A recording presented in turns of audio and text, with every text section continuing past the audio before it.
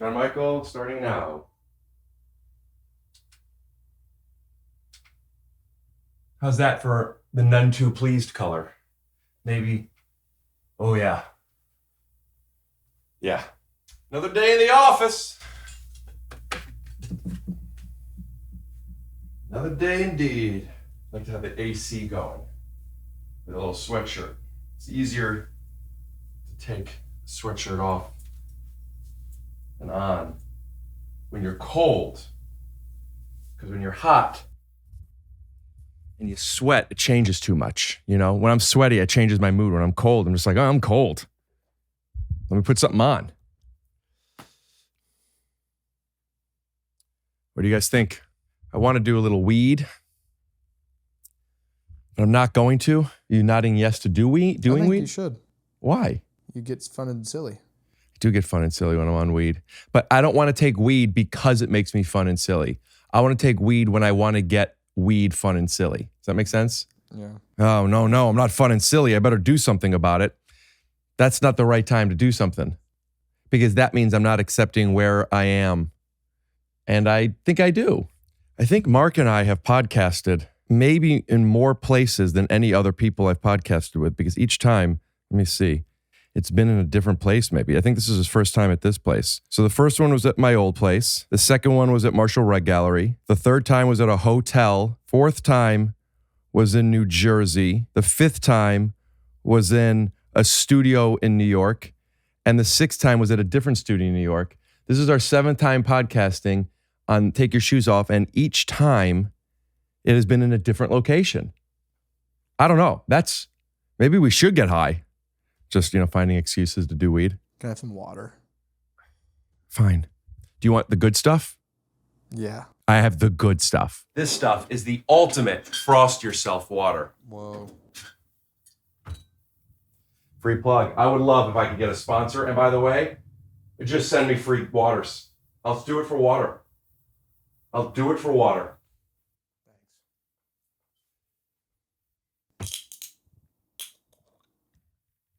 What do you think?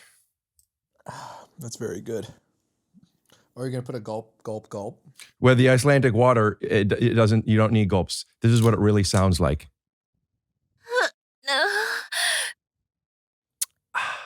You got Glassman? I am on the corner at, I'll be right there. All right, thank you. You're welcome. I don't think I've ever heard you say thank you. Well, I don't think I've been in a position for you to ever say thank you. All right, well, thank you, sir.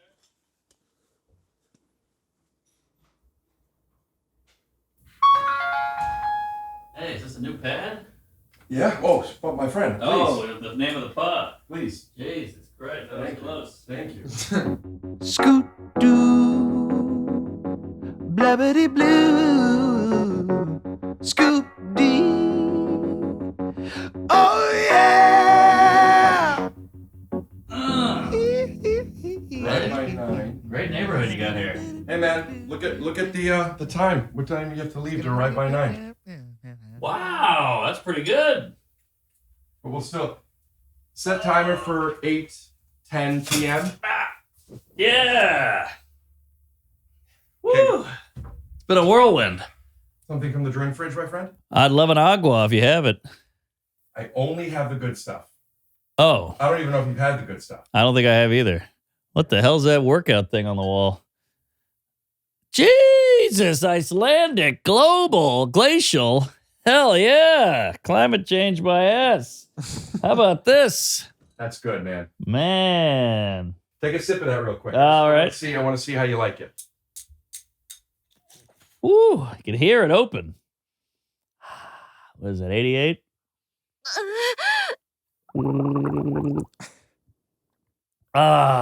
Really? What do you think? Very nice.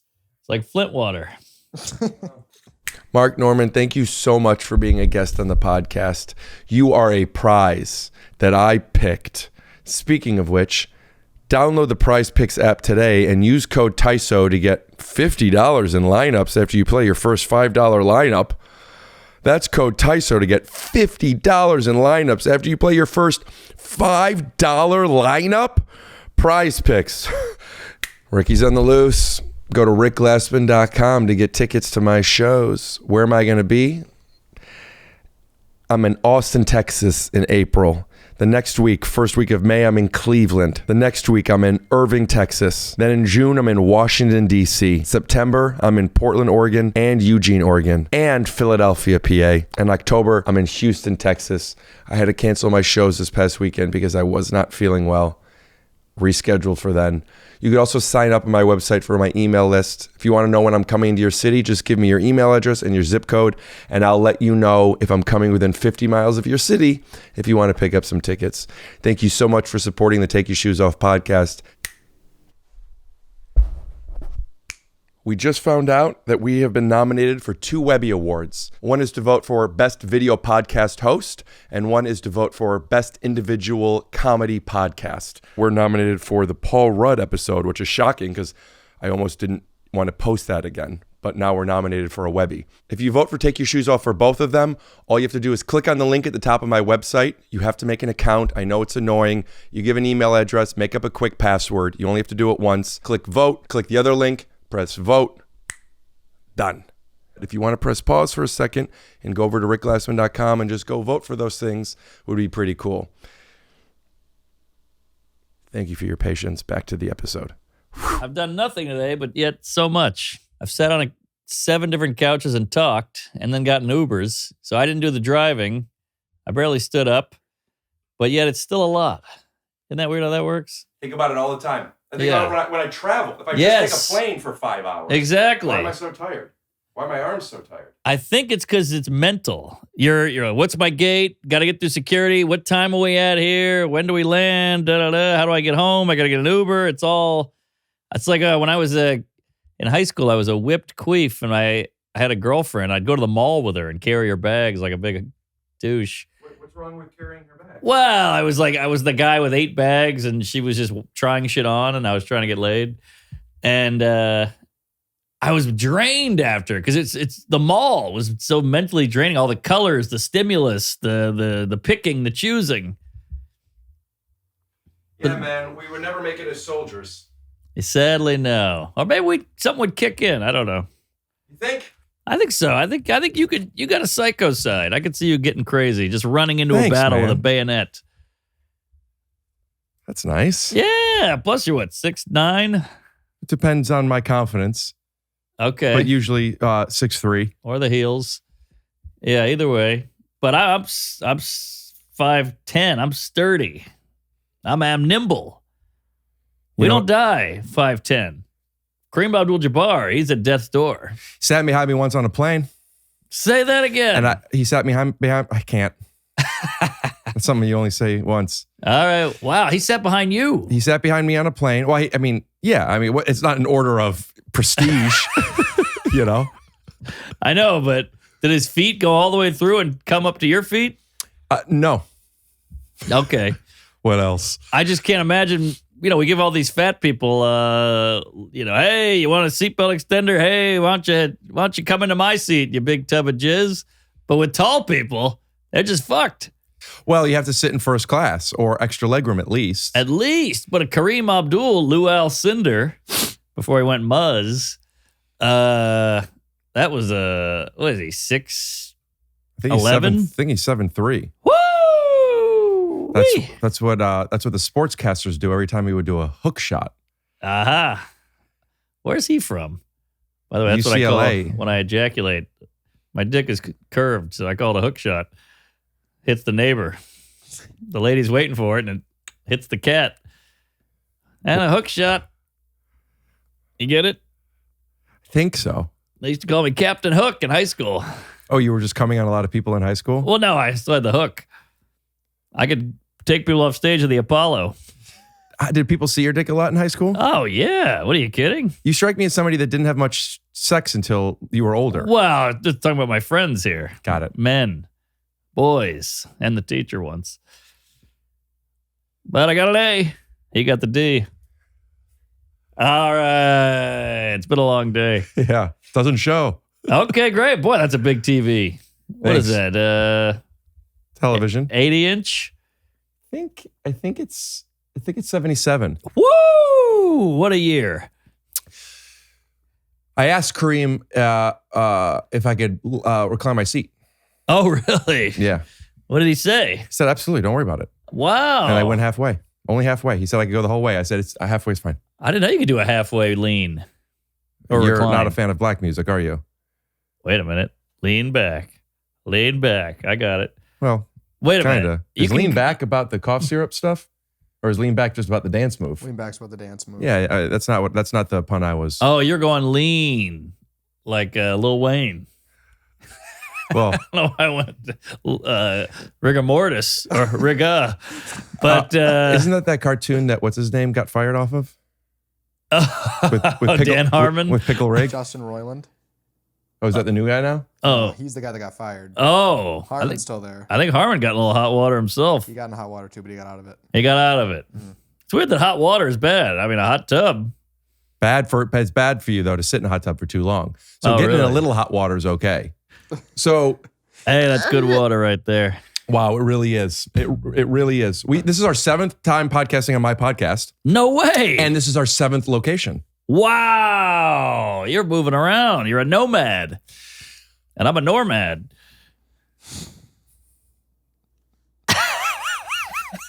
Okay. I'm basically delirious. I did Rich Eisen, Bobby Lee, Harlan Williams, Santino, and now I'm here.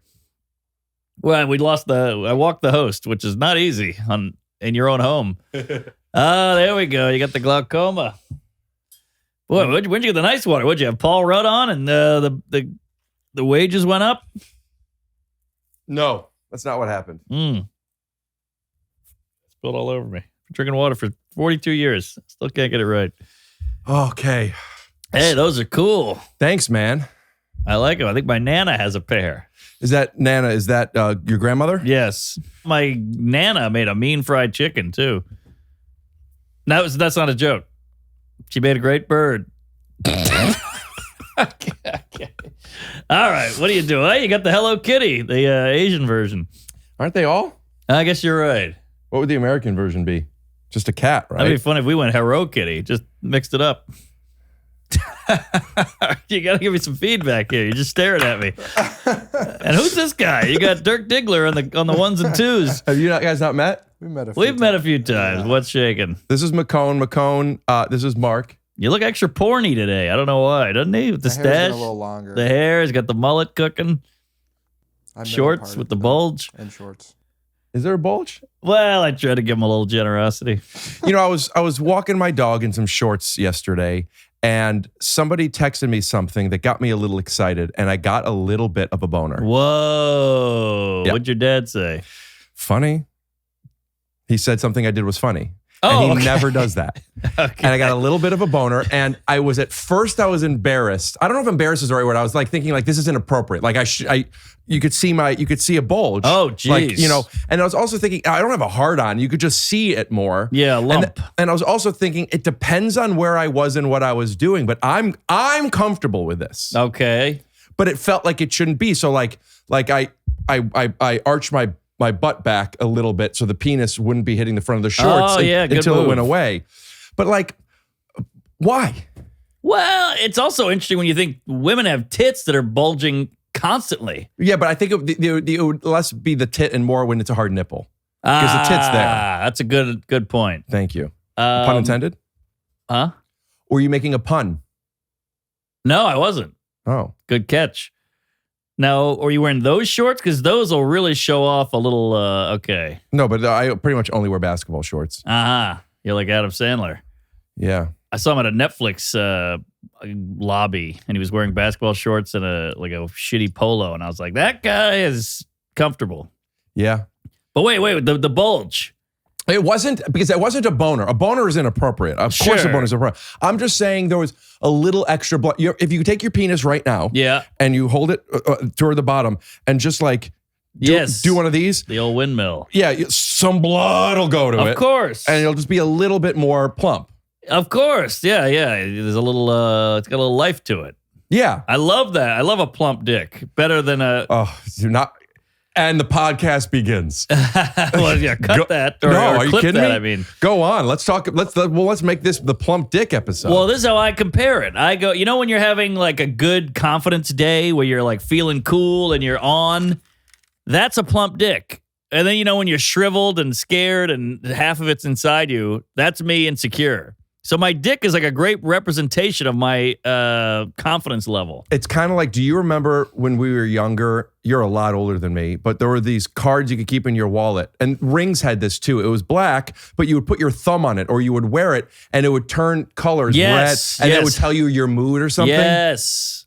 Yeah. Also, it's like when your dick is Stefan or just Steve Urkel. Right, you could have said Steve. Oh, yeah, But you're right. smart. I get it. I had to You're fill speaking in. to everyone. Yeah. So that's a plump dick. And I only show my wife the plump. Still. Yeah. Well, the softy is just so sad and pathetic. I feel a little bit embarrassed when somebody I'm with for the first time, if they see me with a sad dick Yeah. before they see what would you call it? Happy dick? Happy dick. Yeah. Good soda. So explain this to me. That sounds like a soda now. Hey, this is happy dick.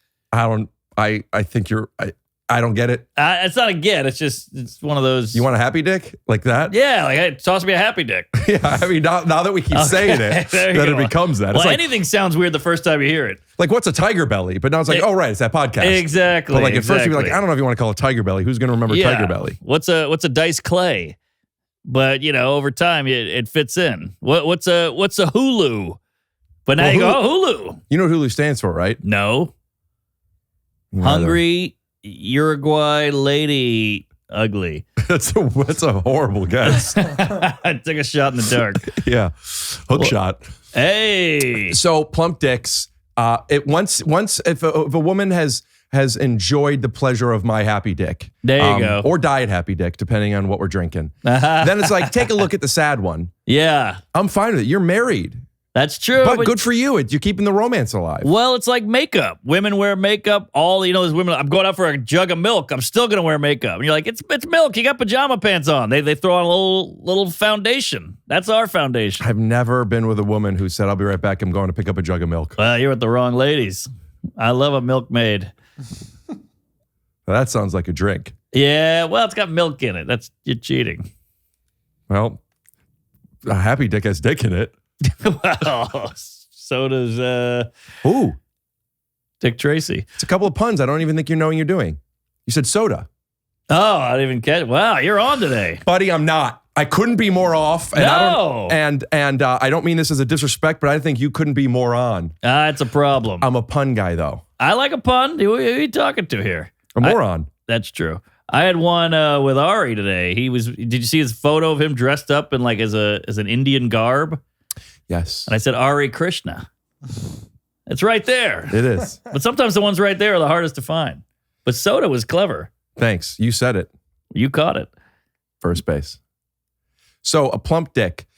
I remember Adam Devine showed his penis in that action movie that the Workaholics guys did. Okay. And his penis looked like better than I would have put money on. Yeah, I could see that. And I don't remember if I asked him or not, but you have to imagine before action, you tug it, right? No doubt about it. You're plumping. Now I wonder, would you tug or would you spin? I would tug. And I would look at porn real quick in the break room. But would you worry about getting too, like, you don't want to be hard because if the penis is going like this, you know it's about erection. But if it falls down bigger. Right, that's what you want. You want it that way. Because sometimes, like when your penis is connected to your balls and you're just like, you give it a little pull. Yeah. You know, you want the penis past the balls. You want them to be separate, but you don't need it to be out. Yeah. Once you get hard, Yes. Yeah. So then it's just like, I think he's kind of hard. Right. Which would be weird. You don't go Heil. Sometimes my dick will go all the way past the mid the equator. So you're saying if you're standing? Yes. If you're standing, got it. It'll point kind of up. I don't know if I'm standing if it goes past 180. Well, you're Jewish. You can't go Heil. That's just against your whole heritage. Yeah, I guess you're right. But you're 6'3". This isn't about size of penis. I know. I'm just saying you probably got a decent bulge when you're plump. Well, I appreciate you saying that. I'd love to offer you a drink if you're thirsty. I got one. Okay. Well, let me know if you're out. Give you some happy dick. Hey. Now, that's a pun again that I don't think you realize because happy dick, happy days, Fonzie. Hey. Oh, yeah. All right. Like, that's a little bit of a stretch, but I'll give it to you. Well, that's what we're talking about. We're stretching, baby. And I windmilling. am reading the comments live time right now. Don't think about the comments. Just be in it, Dickless. There's certain people I think about the comments for. Sometimes I think about me. Sometimes I think about the person. Especially if it's a bad ep. If it's a bad ep, I'm swirling. Like, oh, this guy's blowing it. He's boring. Yeah. I think if it's a bad up, I don't think that the comments are going to be bad. I just think that the numbers, like not that many people will want to watch it. That's one great thing about YouTube. If it's funny, I notice it will get comment or it will get views. Yeah. There's a cream rises, I think. Yes. There's a couple exceptions, but if it's a great ep, it's going to hit. Is that YouTube or? Yeah, I think because Instagram and TikTok is a mishmash, a shit show. I don't know what's going on.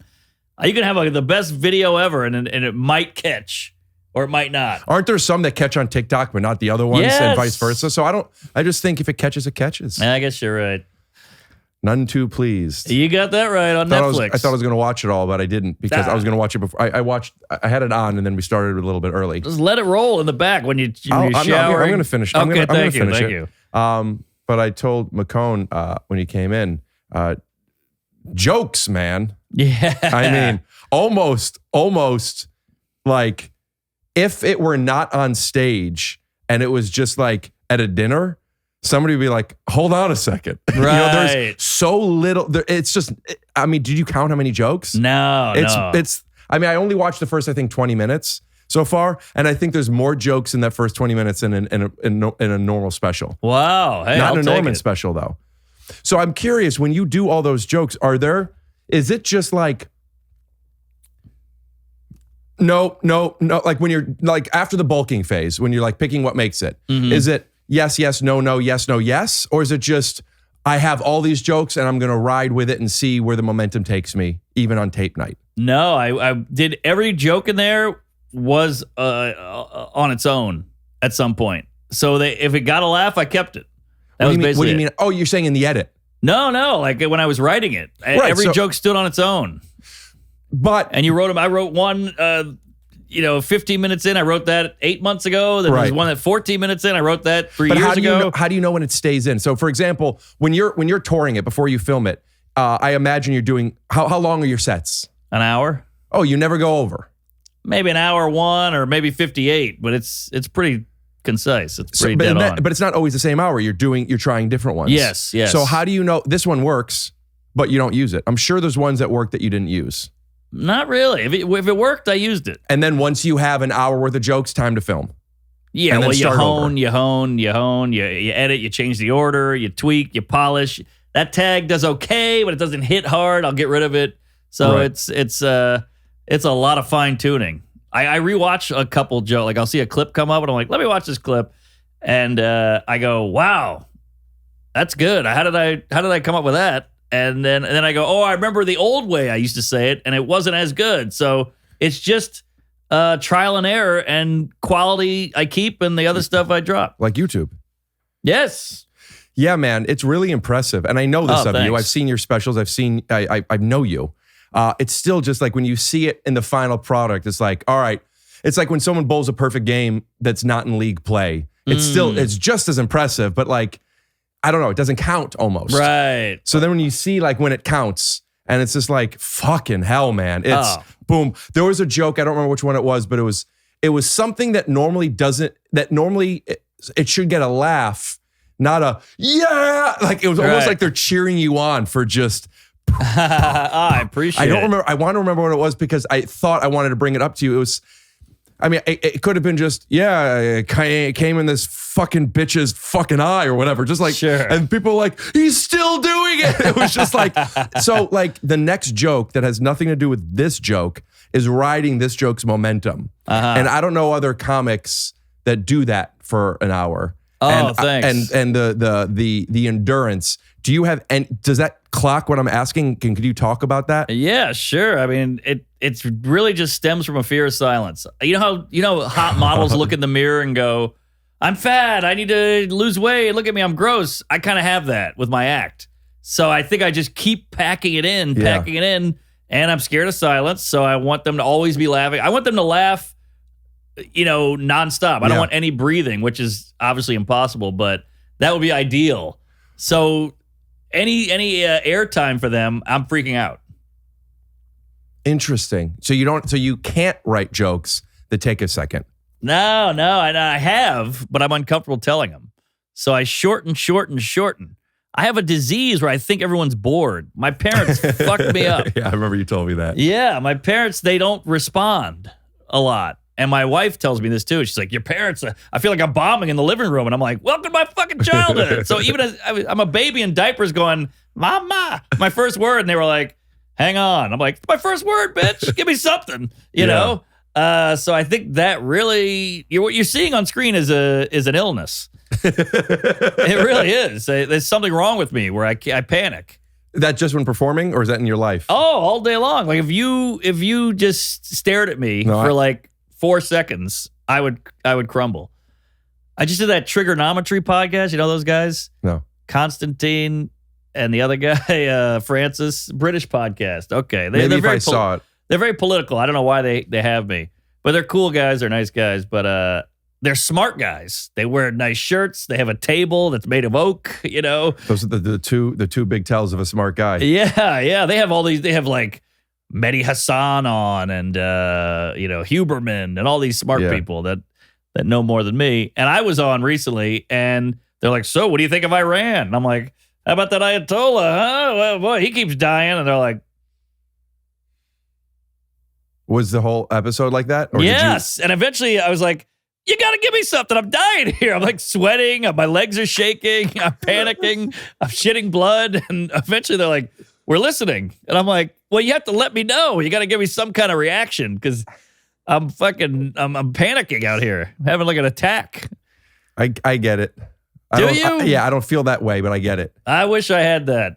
That's one thing I got to work on. I'm a 42-year-old man, but I will start working on that. How would you work on it? What does that look like? I think I just got to talk to a homeless guy or a corpse and just talk to him and let them not respond. And then I'll learn. I'll build up a little. My advice to you would be to not try and find a way to be comfortable in silence, but allow yourself to be uncomfortable in it. Well, I'm uncomfortable all the time. I don't need to allow that. That's happening. Even when you're getting laughs? Oh no, well that's not silence. No, I'm saying you try to avoid it. Yes. I'm saying instead of trying to avoid it, just don't try to avoid it and be hot. Be hot? Yeah, be hot. Be uncomfortable. Be scared. Well, I'm already there. That's happening. Right now? No, not now, but like what you're saying is I'm sitting in silence all the time. Okay. And I'm uncomfortable. And it doesn't get any easier. No.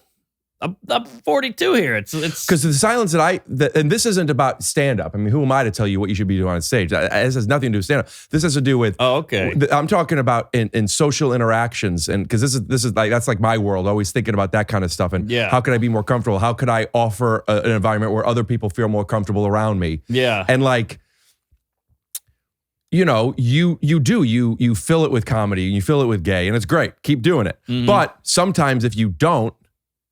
That's what I mean. Like, what do you ever choose not to? Do you ever just play like, I'm not going to say the Ayatollah joke? Do you ever hear it? It's hard for me to do that for a different reason. It's hard for me to hear a joke and not say it. Yeah. Until I'm looking at I'm like, dude, you didn't need to fuck up the momentum and say some wordplay that didn't matter. Sure. Oh boy, we're speaking the same language. I know you feel. I can imagine you feel that way, but that's where I'm trying to connect with you on. Like sometimes I challenge myself for different reasons to not say the joke. Sure. I feel but it's It's not that I'm the one. It's there. It's there. I'm not even. I'm just pointing at it. Of course. Yeah. Well, that's where the sunglasses come in too. It makes it. It takes it off 5% of edge off of conversations for me. It's interesting because I was right before you said that. I was just thinking. It's distracting me. So you want me to take them off? No, maybe? not yours. Okay. Mine were. Yeah, it's interesting, dude. Your insecurity and your lack of acceptance of yourself has gotten you on the Take Your Shoes Off podcast 7 times. Wow, plus a whole bunch of specials and Sure. some friendships with Seinfeld, you know? Yeah. Well, you gotta use your flaws and I guess try to channel them. Yeah. You know, like Ray Charles can hear well. Daredevil as well. Daredevil, the guy who's not The real. white Ray Charles. Yeah. And Stevie Wonder. The black Ray Charles. There you go. And Bach. No, Beethoven was deaf. Yeah. Yeah. He's like the white, what's her name from West Wing? Marley Matlin. Thank you. Yeah, Marley and Me. Did you guys used to hook up? No, that's a movie. This episode is sponsored by Prize Picks. And the playoff push is heating up. And tournament hoops, they're here. And there's no better way to cash in on the high-flying hoops action than Prize Picks, where it always feels good to be right. Right, Mark Norman?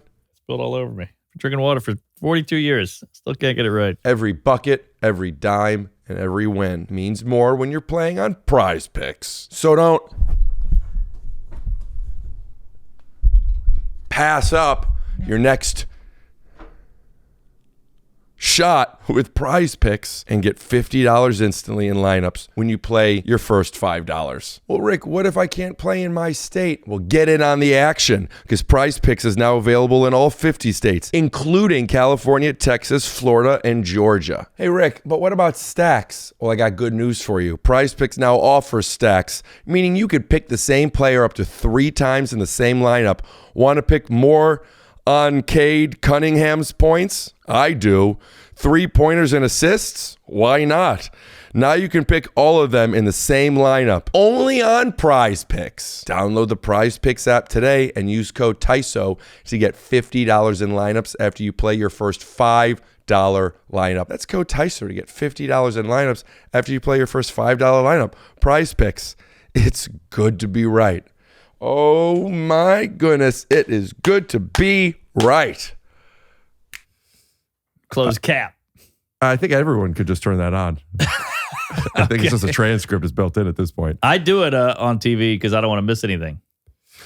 My friends hate it. They're like, why you got the captions on? I'm like, I like the captions. I get every dialogue. I go back and forth. I like it for that same reason. I don't like it because I'm reading it. I'm always reading it, even if I could hear it. So I'm like missing stuff. I'm missing some of the visuals.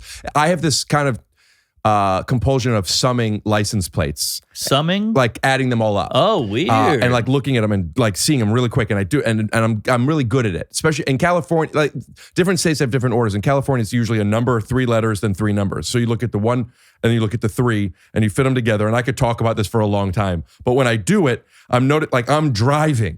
Right. You know, stop. Right. So there'll be times where like, almost like I don't want to get caught looking at a beautiful woman's big fucking tits. Sure. So I just don't look at the license plate. Because then I feel that way about closed captions sometimes. Well, and one more thing.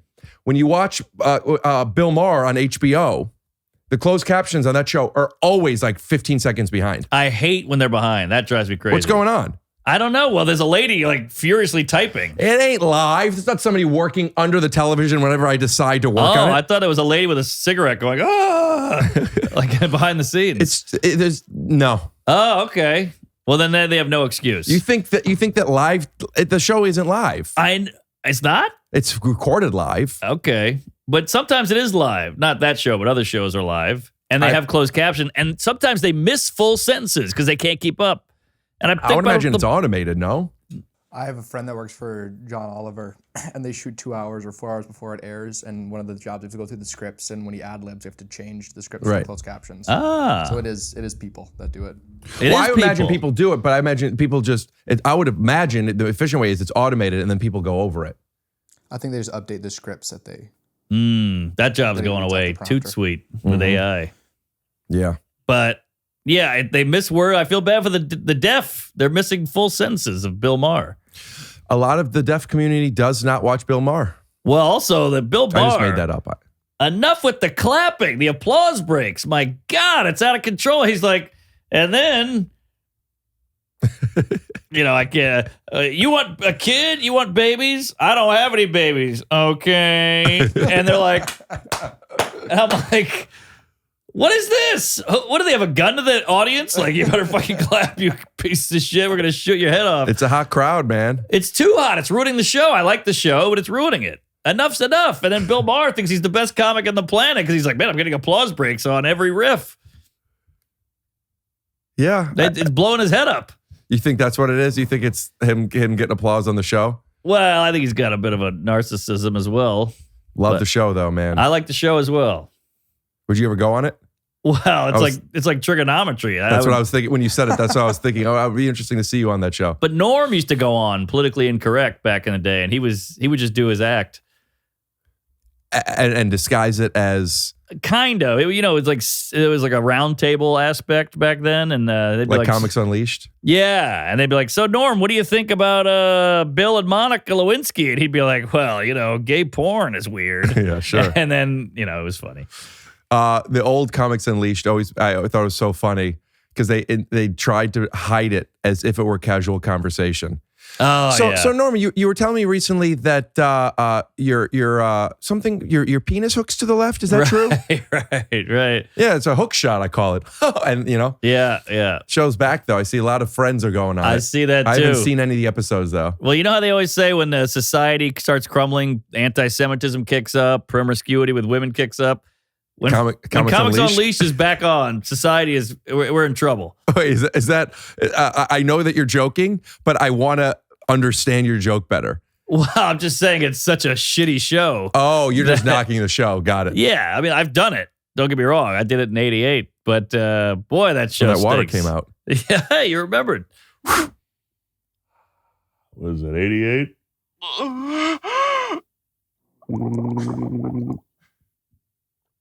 Oh, nice.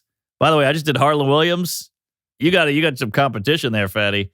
He has kicked it up a notch with the effects and the moves and the graphics. So you better watch out. I'm happy. I'm happy that Harlan is in our universe. Okay. I see him as a friend and not as competition. I like that. That's healthy. I also just saw, I haven't seen it, but he had Will Ferrell on. Ferrell on. Did you watch any of it? He showed me some clips against my will and Ferrell, and they're funny. I beat you to it. I saw you were. I saw the wheels turning. Can I? This is defensive. Can I say something? Yeah. Not only were the wheels either not turning or done turning, I had it before your in will, and I chose not to. Well, I got there. I chose not to. I appreciate you letting me have it, but I still got there. Yeah, that's a funny thing.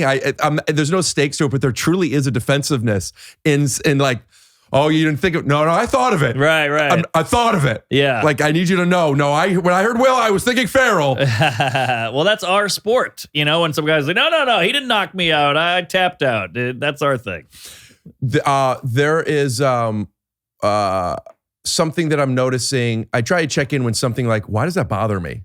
Oh, yeah. And something. Same. Do you have an example? I just had one because I do peeves on my show, and I had a peeve, and then I said, I don't know why that bothers me, but it pisses me off, and now I can't think of it. I'll think of it. You go. I know. I This slowed one. you down.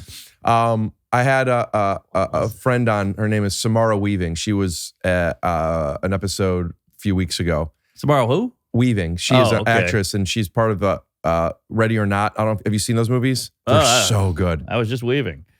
Sorry, continue. I saw that before you said it. That's why I made you repeat the name. You see what I did there? Oh, is that really why? Yeah. I'm a fucking hack. It's great. All right, keep going there, Dickless. She said she was pregnant. She was talking about her nips, and I said you can't say that because that's a derogatory word. And I'm joking. I know. Nobody's thinking that. And it's also its own word. It's fine. Well, it is a slur for Asians. Yeah. In like World War II. I didn't know they went away. I didn't either until I read the comments. So what I'm getting at is I'm not really offended. I know that's not what you meant. I'm not being offended for other people. It's fine. You're talking about your nipples. People say that.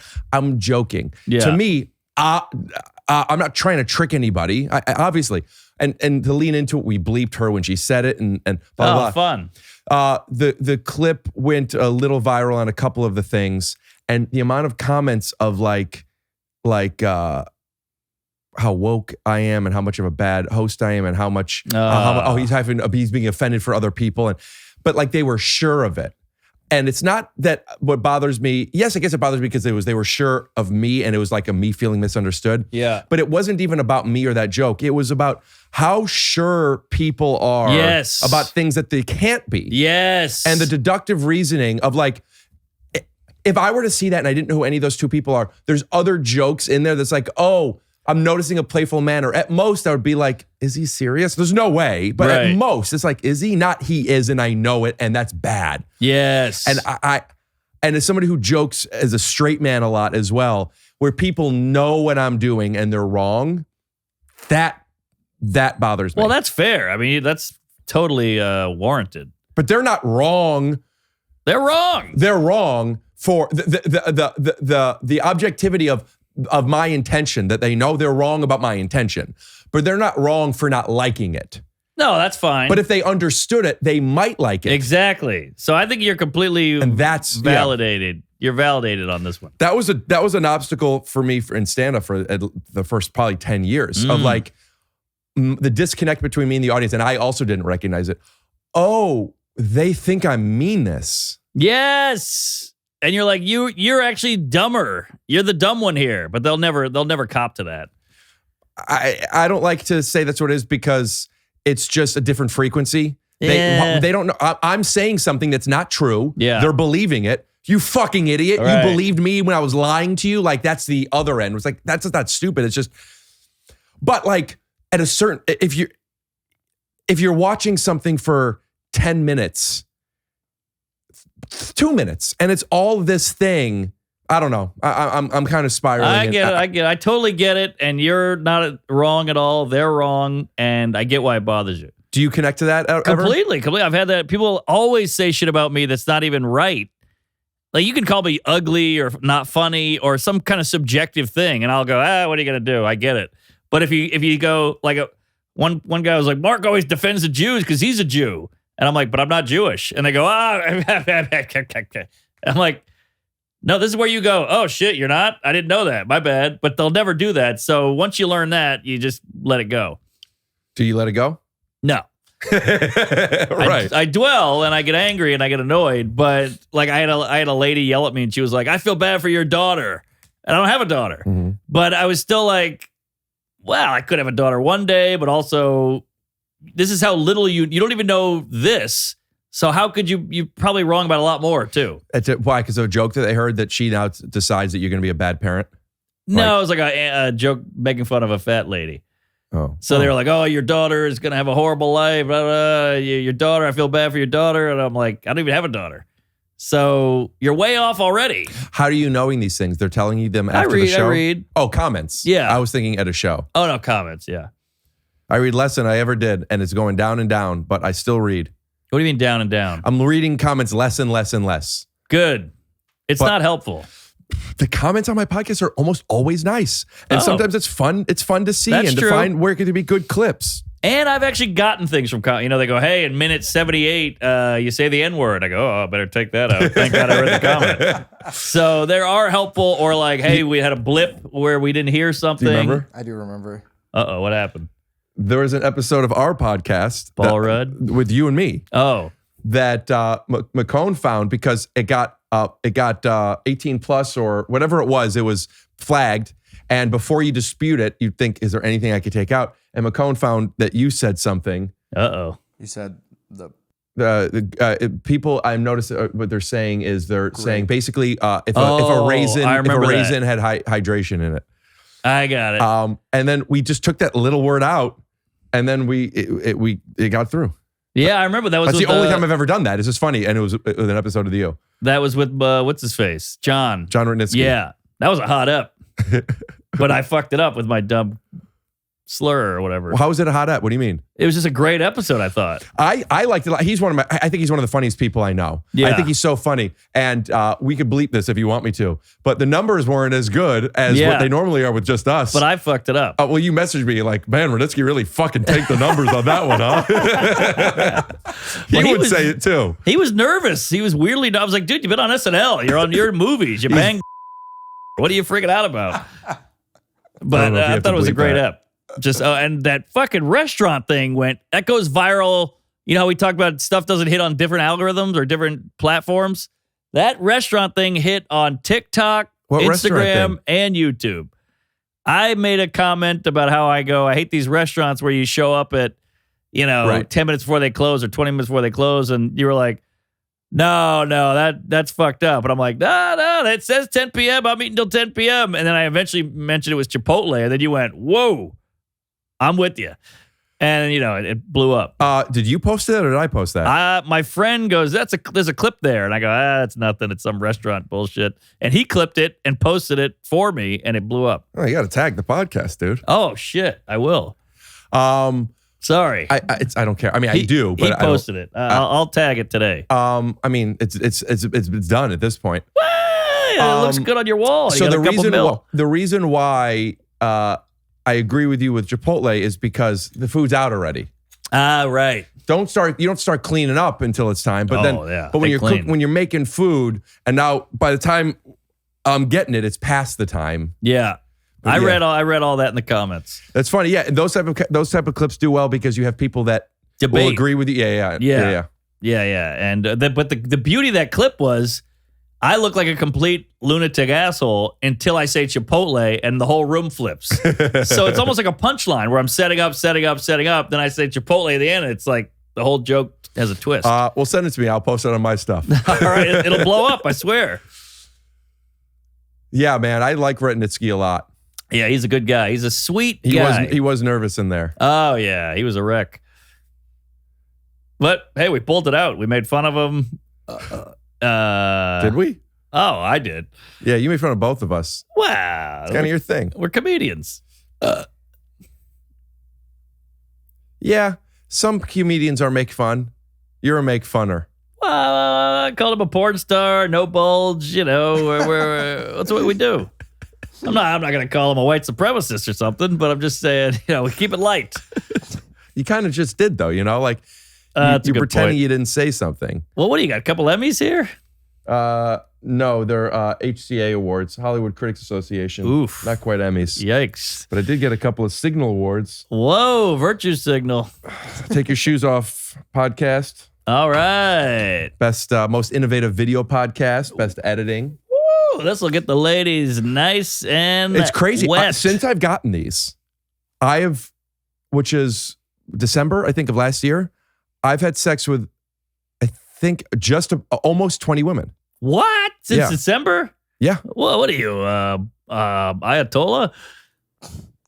I assume they get laid a lot. I don't know. And I was just joking about that. Oh, okay. But remember that was a thing that when you were in high school, I think in college too, when you tell people that you've had sex, or when people think that you've had sex with lots of girls, they think whoa, you're the man. Yeah. I don't think that's it anymore. I think having sex with less people is cool now. Because women like that. They want you to have enough sex to where you're good at having sex with them, but not too much where it feels like you don't form connection and bonds. Sure. Fuck boy, they call it. So then when women... Excuse me. That can't be real. You couldn't have gotten it out by making that noise. I got it out. If you sneezed the way you would if you were completely alone, would it have been more relieving? Well, I mean, I'm on a mic here.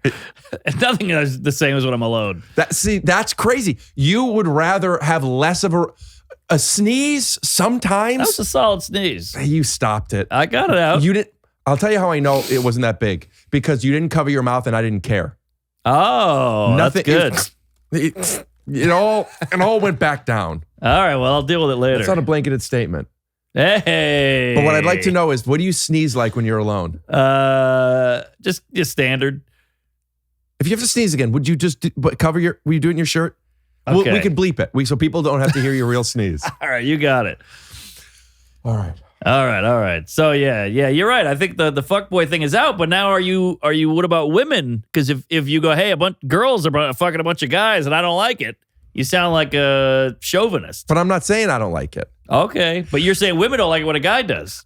I'm saying this is a blanketed statement. What I'm saying is, I don't think it's cool to fuck tons of people, whoever you are. Okay. I think it's cool to be able to. Well, that's kind of part of it. They go hand in hand. But I think that's the bigger part. Okay. like, wow, Mark Norman, he probably fucks tons of chicks. Yeah, chicks are always wanting to fuck him stuff. He doesn't actually. He's married. He's faithful. He doesn't fuck. Whoa, that's even cooler. All right. Faithful is in. Well, it's kind of the thing of if you can and don't, that's almost better. Yeah, it's like saying no to a roll. A roll? Yeah, like like a biscuit. Yeah, I'm saying like if you're at dinner and then they're like, do you want bread? Or if you're at Mexican and they go, do you want the bread? I don't know how to do a voice. Chips is what I was getting at. I see. And you go, no, I don't want that. That's cool because you have self-restraint. But what I was actually getting at is like, if they're like, hey man, you could, there's 3 days on Law and Order SVU. If you want to do it, they offered it to you. And it's like, I don't want to do that. No. Whoa, cool. They wanted you to do it and you didn't do it? Oh, yeah, that is cool. Yeah, I'm not a procedural guy. I'm not going to pretend to be. Well, yeah, I respect the hell out because I say yes to everything. That's why I'm here.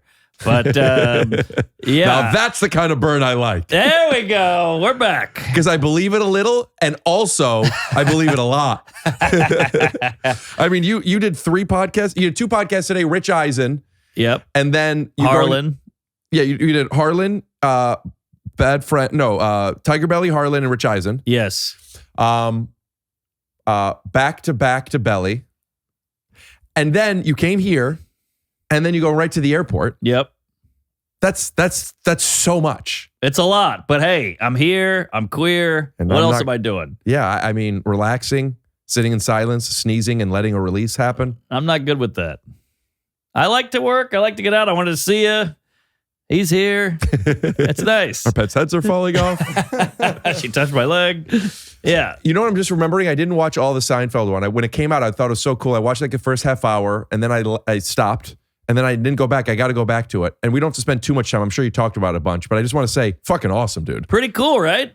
I mean, it's really cool that you're friends with him. That's the real thing. And then a little side thing that he was willing and wanting to do it. Yeah. And it was great. The half hour I watched was really? It was great podcast. Well, I made a vow if he comes on, I'm gonna get him to be him and not do the interview bullshit. That's why I'm trying to get you to sneeze normal. All right. But I don't know if the public wants that. That's not up to you. True that. And you got him to be him. Is what you're saying. I think I got it, and I pushed back on a few things, and I zinged him a little bit. Mm-hmm. So at one point he goes, I made an Epstein joke. He made some joke about an island, like Manhattan's an island. And he said, I'm dying on this island. I said, Epstein said that. And he goes, save it for Kill Tony.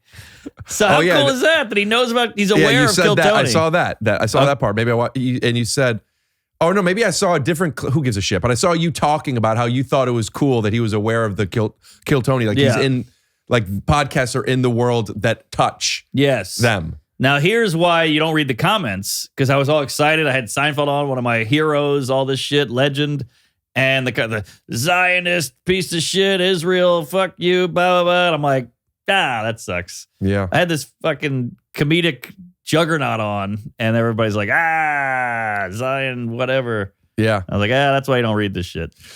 Yeah, they're loud. People that don't like things are loud about it. And Very people loud. that like things aren't as loud about it. And it's why I like to talk to the managers at hotels and restaurants when I think I've gotten really good service. Ooh, good on you. I learned that from my mom. You're making people's day. Whenever I get on an Uber, I go 5 stars, bitch. Yeah, I think I don't tip them. Do you not? Nah. Yeah, there's something about tipping on an Uber. I'm a good tipper. I got a massage today. I accidentally tipped 40%. Wow. I meant to tip 20. You got a massage? You don't work. What do you mean? You don't do anything. I work all the time. Well, you count this? Do you know what the post-production in this thing is? Shout out to JonMichael who does the heavy lifting. But I mean, there's a lot going on. I figured you just tell people what to do like Steve Jobs. I went with 2 people. Me and I went with someone else, and I paid for both of us. And I did 20% on both, and then I put it to both. Mm. So I guess when I say I'm a good tipper, I tip 40%, but I didn't mean to. That's not making a good point. Yeah. Uber's is something about it where I give a little bit. I don't know. I think it's because you didn't used to. I think when we first started Ubering, it wasn't a thing. Exactly. And then they added it. And he did a service. You pay for the service. To me, that's how it goes. Because how come you tip a waiter or a bartender or a barista now, which I don't care for, but you don't tip the CVS bitch? Well, because the CVS cashier. bitch, you round up to feed some poor people. I don't do that either. I don't know where that's going. I heard from an ex of mine, so I don't know if this is true. I don't know where she heard it, but it made sense. And I think about this all the time. She told me that these places are already giving that money to whatever it is for their write-offs, and they're just asking if you want to donate it to it, so it allocates to pay them back.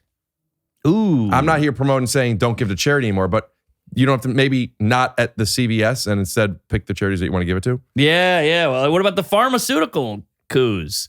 There's a lady back there counting pills with a lab coat on. I always give her 20. Come on. Always. Hey. I go like that. That's a fun. What are you, feeding a hamster? But yeah, why don't you tip her? I'm just saying, where does it end and where does it start? You always just tip service. For some reason, why? Uber. And then they go, well, they don't pay us anything. I'm like, well, so I do an open mic. Where's my money? Dude, I was at a restaurant and there was a 2% service charge, and I asked what it goes to, and they said it's to help pay for the insurance of the kitchen staff. And I'm like, I'm gonna pay this. I'm not gonna ask you to take it off right now. Yeah, I think that's nuts, and you should be paying them that. I went to a beauty salon. I get my haircut at a beauty salon. Okay, they have assistants. It looks professionally done. Thanks. They never asked this before, but this time they said, would you like to tip the assistant? How much would you like to tip the assistant? Smart language. Smart. And I said, I don't want to. But I'm like, are they not paying the assistants? Are you not tipping them out? Probably not. And you know what is another flaw of this service industry world? I hate the chit chat, like in an Uber. I hate the chit chat with the. You could say silent. I know, but you can't do that with everything. The salon lady, like I've been on the road where I desperately need a haircut, so I go into Wanda's Snippy Snaps or whatever, and I go get a haircut at the salon, and the lady's like, "So, where are you from? The New Orleans? Get out of here! I went there twice last year. I blew a guy on bourbon." And I'm like, I don't want to do all this. I could save the life of your battery a little if you please. You sit down, you do this at the beginning. And I've done this when getting my haircut. Mostly when getting a haircut. I'm nervous. Hey, I just want to let you know I'm really tired and I'm not in a chatty mood. Oh, take it for what it's worth. I can't do that. Why? That's too mean, or not mean, but it's too conflicty. It's not even conflict, but it's enough. Is there a language that you could think of now that you would be able to say that gets that across? I'd probably lie and go, "I'm deaf," or something like that. Just then no one gets hurt. Except the deaf lady, maybe. Try that. All right, I'll try that. Never thought about that till just now. But yeah, all right. I do it. But I think they think chit-chatting will help their tip. And in my head, I'm going, actually, this is worse. Buddy, you're backwards. You're thinking the negative things, and you're not enjoying the experience when all you had to do is say something to enjoy it more. Oh, interesting. You're right. I'm not good at that little hump you got to get over to have better later. Remember when you said you wanted Seinfeld to be himself? And I said, that's what I want from you. And you're like, yeah, but nobody wants to see that. And I said, that's not really up to you to decide. Yeah. Same thing. You're deciding for somebody else, and you're carrying this burden that they don't even know exists, that they don't care if so. Yeah. And if they do care, that's theirs to carry, not yours. I just don't want to hurt anybody. Okay. But also, maybe she doesn't want to chat either. So maybe by me saying that, she's like, oh, thank God, I don't have to ask this about his fucking upbringing. Now, when you say you don't want to hurt anybody, do you even consider people who have children with mental disabilities every time you say, or you don't care if that hurts them? Well, I just think it's, the word exists. It's already out there. Yeah. What does it hurt? What does it matter if I say it? Well, that's not up to you. That's up to them. Sure. But you're doing it anyway because you're doing what you want. All the words that this woman about blowing people on Bourbon Street exist, she doesn't have to say them. Yeah, but I'm not offended. I'm just more annoyed. It's a different argument. But what I'm saying, you're worried that she's going to be offended, but you're not worried about people who have children with Down syndrome. Well, I'm not saying they're bad. You're not saying she's bad. You're saying you're tired and you don't want to. You don't want to drain your battery. All right. Matthew McConaughey. Lazy. I was only 2. Okay, there you go. There you go. Yeah, I'm big on that. And also sometimes you do get people who go like, oh, okay. And to me, it's just worth it. Right. Like speak what's on your mind without telling other people what they need to do. Like it's a boundary. Sure, it's a boundary. I'm all for it. And I think I've gotten better at it. Mm-hmm. And I used to, my version of neuroses was sometimes I wouldn't go get the haircut. I mean, it's not that literally, but some things were so difficult to do, I don't leave the house. I get that. I totally get that. But if people would take their shoes off, I can invite them in, but I don't want to make people take their shoes off. Oh, right, well, just tell them to take the shoes off. Yeah. And if somebody doesn't want to take their shoes off. Well, what's funny? I've been thinking about this a lot because I have a baby now, and babies just do whatever they want. They don't know anything about boundaries or whatever. They're screaming in a restaurant. They're shitting themselves and throwing it at you. Jesus. But I still like the baby. Yes. I mean, I taught him to do that. But I still like him, and I get excited to see him. And when he wakes up in the morning, he's crying, and I go, I can't wait to go in there. That's one great thing about having a kid. But I keep thinking about what you're saying. I still like him, even though he does these horrible things that if your friend did it, you go, I can't hang out with this guy. Yeah, I mean, if he's throwing shit and stuff, but I'm sure your friends could cry. What? Oh, yeah, that's true. I've seen you really weep. Have I cried with you? Oh, man. Yeah. I'm a crier. I believe you. I don't remember doing it, though. It was bad. Why? I filmed it. It was after that set in Cleveland. Did I do a show with you in Cleveland? Woo! I haven't seen a bomb like that since Taran.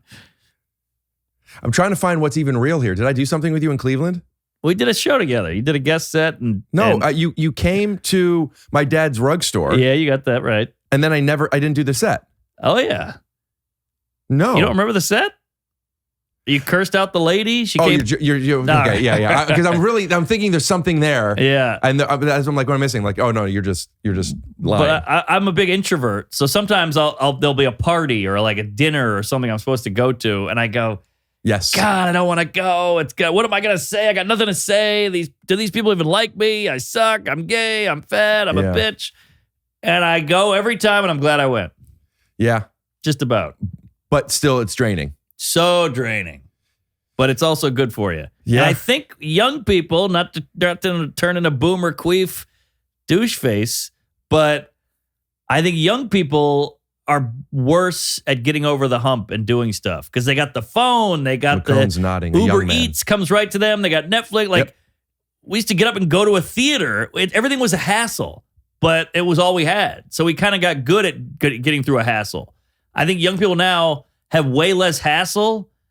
And now when a hassle shows up, a Hasselhoff, David. Thought about it 20 seconds ago. Go ahead. They go, oh, shit. I was just trying to Baywatch what you guys were going to say. Hey, there you go.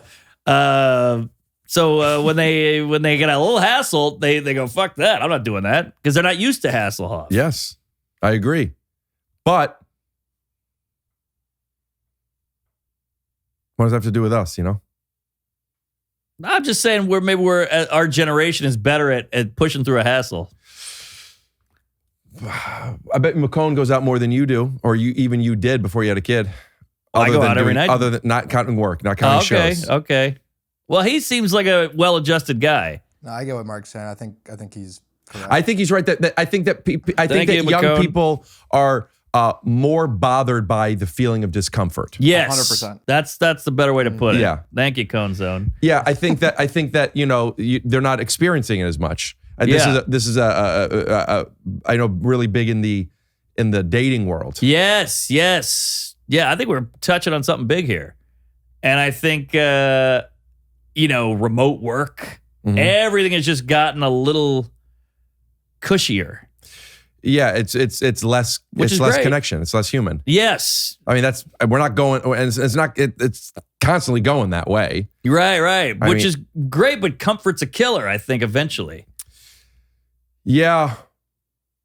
Yeah, it's on topic of things, the way things used to be, in a way it changes the mind, but it's not about the discomfort. But something that I thought about the other day, I'm in a hotel and it says an IFC on Saturday, Beverly Hills Cop 1, followed by Beverly Hills Cop 2. Hell yeah. And I was thinking to myself, fuck yeah, I want to watch Beverly Hills Cop tomorrow at 7. Now, I don't have to. I never had to. But I'm saying, like, if I want to watch Beverly Hills Cop, it's so easy to watch it right now. Exactly. But the idea of, like, this is when you could watch it, not only does it eliminate, choice fatigue. Yep. It also is like, I now have a plan. I know what I'm doing Saturday at 7:15, and I want to get home to do it. Yes. And it's more rewarding to watch it. And I miss it. And I'm like, I think there's little dopamine hits you get from, like, planning things like that. 1,000%. Same when a thing comes on the radio. If you saw it on Spotify, you go, I don't care. But then it hits on the radio, you go, oh shit. You start snapping. Now you're singing with the windows up. The amount of times I've watched Drumline because it was on TNT. Yes. Yeah, I'll watch this. It's fucking, it's fed to me. So I've been, like, going out of my way to plan things that, like, you can plan. Dinners. I love it. And that's a good way to live because you got to push back a little because then with AI coming, it's all over. I would love, he's a dream guest of mine. Who? Iverson. But that's why, we get dinners with other people to practice. Yeah. Dinners, movies, Disneyland. These are things I have been. I love Disneyland. Well, I got good news for you. There's about 1 million Disney adults who are ready to take that voyage. Hey, how many of those people in your comments that are being real shitty do you think are Disney adults? That's a good question. I don't know if Disney adults are digging what I'm putting down. I don't think they're going to be mean to you about it. It's a small world, dude. There's room for all of us. It ain't Demolition Man. Put up the poster. Small world after all. Go to Disneyland with me. You'll have a different feeling of Disneyland. All right, we're probably going to get nabbed for pedophilia. Are you going to do stuff to kids at Disneyland? No, I'm just going to two guys with lumps in our pants with a kid at Disneyland. It's not a good look. Chipotle, clip it. Don't. So I went with Taran Killam and a group of his friends recently. Do you know Taran? No. You would probably know him if you saw him. He's been in tons of stuff. He's a Saturday Night Live alum. Oh, right. And he has I can't imagine this is a secret, but boy. Ask me, so I'll have to take this out and bleep it. But do you know what Club 33 is? No. Of course you don't. Wait, is that the dead people? No, you're thinking of The Sixth Sense. Oh, 27 Club. What's that? Not to be confused with the 700 Club. That's the Bible one. Yeah. 27 Club is Janis Joplin, Jimi Hendrix, Kurt Cobain. Yeah, Cobain. Somebody else. Belushi? I think Belushi was 27. Not Jim. No, he's still around. He's alive, according to him. Good. I remember years ago at the Improv. I mean, this Adam Ray was a guest star on According to Jim. Probably at this point, probably bragging. 5, 6, 7 years before this moment. That was 15 years ago. Yeah, right. But I remember at the Improv, they always bring him up as According to Jim. Oh, and I don't remember what his take on that was. I don't want to call him. I remember. Call him. I just talked to him. Call Adam. There's something funny about credits. There's something funny There is. Like sometimes people bring me up from Undateable, which is a show that got canceled in 2016. Yes. And it's like, I mean, it's fine, but I do think like, so a lot of times people will say like from Take Off Your Shoes or it's called Take Your Shoes Off. It's just a little wrong. I love the sound. I hate that it was on my mic, but I get it. Well, it's got the foam on No, it. I get it. Like if this were a studio, I'd be like, let's keep it going. There's got to be one woman in America that's attracted to that, huh? Probably not. A lot of women think farting is funny. I've never been in a relationship. I talk about this in my act now. I don't think so. I've never been in a relationship with a woman who doesn't find farting funny. Wow, you got good taste. It's hard to find a beautiful woman who is kind, that will let us raise the kids Jewish, plus whatever you want. We'll do all the holidays, but also Jewish. Sure. That thinks farting is funny. All right, well. That lives in LA. You got to go ex-fat chick who's now thin. That's the key. Is it ringing? Shit.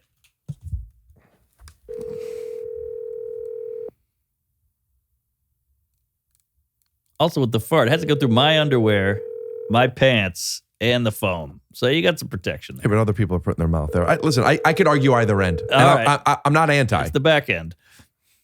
Didn't see that one. Okay. Your call has been forwarded to voicemail. Shut down. Now, what if I called him and he answered?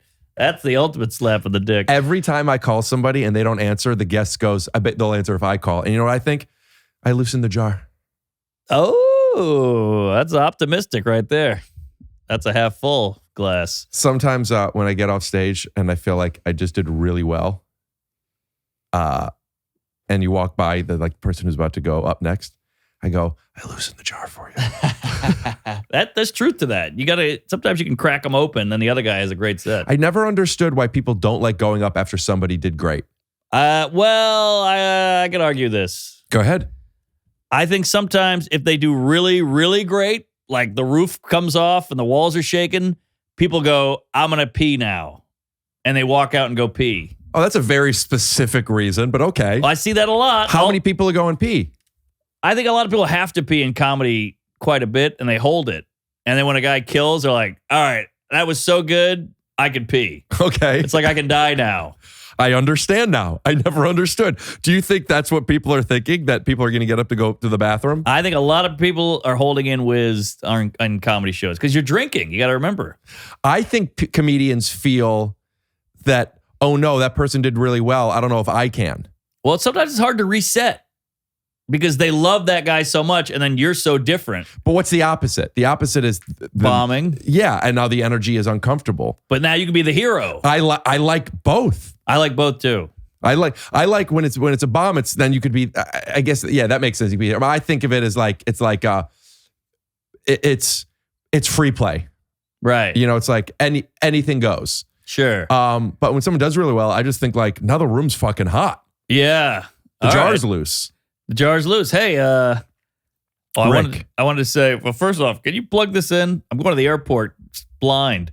Yes. No, that's right there. Don't get up. No, that's not a charger. Oh, that's to Oh, sorry. I thought it was a charger. Don't get up.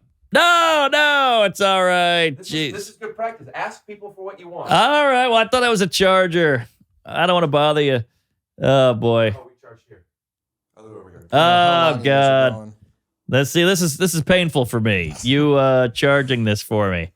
Makes you feel any better? Oh no. It's a different plug. Oh, the wrong plug. I hate to be a burden. Yeah, I'm gonna do the hard drives. All right, is it cooking? Charging. Yay! I appreciate it. I won't bother you again. You're at 51%. Oh, mamacita. That's not good at all. What time? To do that many podcasts and to still have 50%. Like, calling all the Ubers and doing stuff. It's kind of a new phone. That helps. Let me just say, can I say one thing about the credits you mentioned with you with Undateable? Mm-hmm. So I'm not going to say who, and the audience hates this shit because then the Reddit bubbles up and they all start trying to figure out who the fuck we're talking about. That's such a you thing. You know all that shit. You know that underground world. Well, I just had a comic come on my podcast and then ask for the episode not to be released. And we talked about it. We didn't say who. And boy, the internet went ape shit. Guessing? Yeah. And they all think it's this guy. I know it's this guy. 100%. I bet my life on it. And they're always wrong. Why didn't they want it? They were a clean comic, which we've had Bargatze, Gaffigan, Regan, all these clean comics. And they're clean. They said the episode would hurt their brand. Because of the jokes that you guys were making, not the jokes that he was making or she was making. Us. But he laughed at everything. He was cool. This is a great example of instead of going through it and being uncomfortable, and then at the end, at 2 minutes in, say, hey guys, listen, I'm not going to be able to post this. You're right. If we don't do it, let's just say what you want. And then you could say, well, then fuck it. Let's not do it at all. Exactly. Or you could say more realistically, that's fine. I'll cut your hair and I won't talk too much. Yeah, exactly. Yeah. So that's true. That would help because we lose a week without a pod, So we have to go redo a whole week of work. But the guy there's a comic who, if you bring up one of his credits, he will flip out on you. And you know him well. Tell me, we'll bleep it. If you say that, bringing him up, he'll walk out. He won't even go on. Because he thinks it's insulting? I guess so. But, you did the show. Oh, shit, the movie. You did the movie. Ah! Why can't you say, wait, we can't, you think if you said show, people will know it's somebody that did a show? Yeah, exactly. Well, we're going to bleep the name and the show, but we don't really need to bleep show. You're just joking, right? Well, Well, It's a show. Everything's a show. That's a good point. I think movies more telling. All right, good point. Out of all the comics that have done stuff and their credits, the majority of them have done shows, not movies. True. All right. Fair point. Keep the show. Hey, all right. Welcome to the Burp Town. Thanks, man. Is that a podcast? Yes, Burp Town? Cumtown is, right? Cumtown, yeah. That was a podcast, right? Yeah, do they come on that? Because we're burping on ours. I don't know. I just know the name. I think that's with Stavros. Nick Mullen. Yeah, I never knew that podcast though. Very funny, very funny. Nick Mullen's a fucking genius. Yeah, a lot of people have. I don't know of him. I mean, I know of him. I don't know him. But I that's one of the more requested. Oh, really? They want to see what he would be like on here. I don't know him. He's an odd duck. I guess he's a little particular, but man, he's got a great comedy brain, much like yourself. Good punch-in. He's good. He gets it. How many specials do you have now? This is my 6th hour. That's a lot of jokes.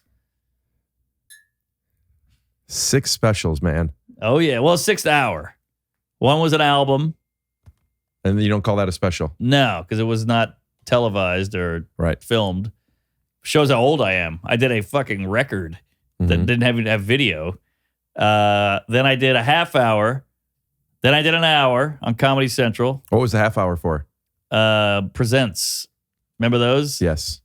So now we're up to 1 hour and hour and a half, and then 2 hours and a half. Then I did a YouTube special. Was that a half hour? That was an hour. So now we're at 3.5 hours. Then I did a Netflix half hour. So now we're at 4 hours. Then I did a Netflix special, 5 hours, and then this one is 6. So 7 specials, kind of 8 if you include the album. No. Yeah. Huh? You're counting a half hour as a special? Correct. Oh, weird. I guess I'm old man brain. Not an hour special.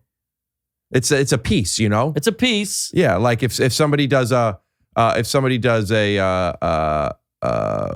half hour show versus an hour show, it's still you did a show. It's a piece. It's got. So. I assume there's an arc to it. There's an opening. There's an ending. Right, like Sopranos is an hour show. And is it an hour? Probably. Yeah. I think it's close to. It's close to. Game of Thrones? Yeah. Okay, then Seinfeld's a half-hour show. 22. All right, how about Girls? Probably. Streaming shows. No commercials. No commercials. HBO. That's what I'm saying. So it might be a half hour. So Sopranos, though. That's what I was saying. Is that still an hour? I believe because no commercials. Right. Yeah. Yeah. Okay, stickler. I like that. I like watching shows sometimes on streaming networks where sometimes the episodes are 28 minutes, sometimes they're 35 minutes. It's like, do whatever you want. Yeah, that is fun. You're just cutting stuff. It's like I think we're getting a better thing when they could decide how long it is. I agree. Like a Curb will be 32 and 28. Curb, they keep them to close to 30 because they were in time slots. Curb doesn't do that. Oh, it's okay. Later seasons do.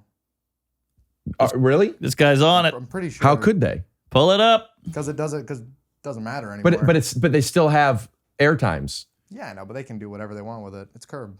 I guess. Yeah. I guess. I'm pretty sure. I believe you. I didn't know that. But streaming things that are exclusively streaming. Yeah. Like House of Cards. Yeah, I just finished Fallout. Oh, fun. Who's a Johnny Pepperton, who was a guest on here. Oh, yeah, he's a good guy. Yeah, I just saw him at the store last night. Yeah. Do you watch Fallout? I saw the first ep and it was a little above my pay. Yeah, not your. It's fun. Not it's my campy. cup of jizz. Okay, it's good. It's too creative. I bailed. That's such a funny way to say that you don't like something. Yeah. Such a political way of. I'm too dumb to watch that show is another way of saying it's too complicated. Well, like Lord of the Rings, I can't do fantasy. I pull back. It doesn't connect me because it's nothing grounded. Okay, I watched Lord of the Rings, the extended, once a year. It's very good. It's quality. Peter Jackson's a goddamn maestro out there. But so you've heard? Well, I watched it. Oh, you did see him? I just hated every second of it. What do you watch? I like a Western. I like a war movie. Mm-hmm. I like. Have you seen Train Dreams? Oh, Yeah. it's up for Best Picture. Yeah. It's on Netflix. Oh, I almost watched it. Yes, I want to see it. That's my kind of movie. Yeah.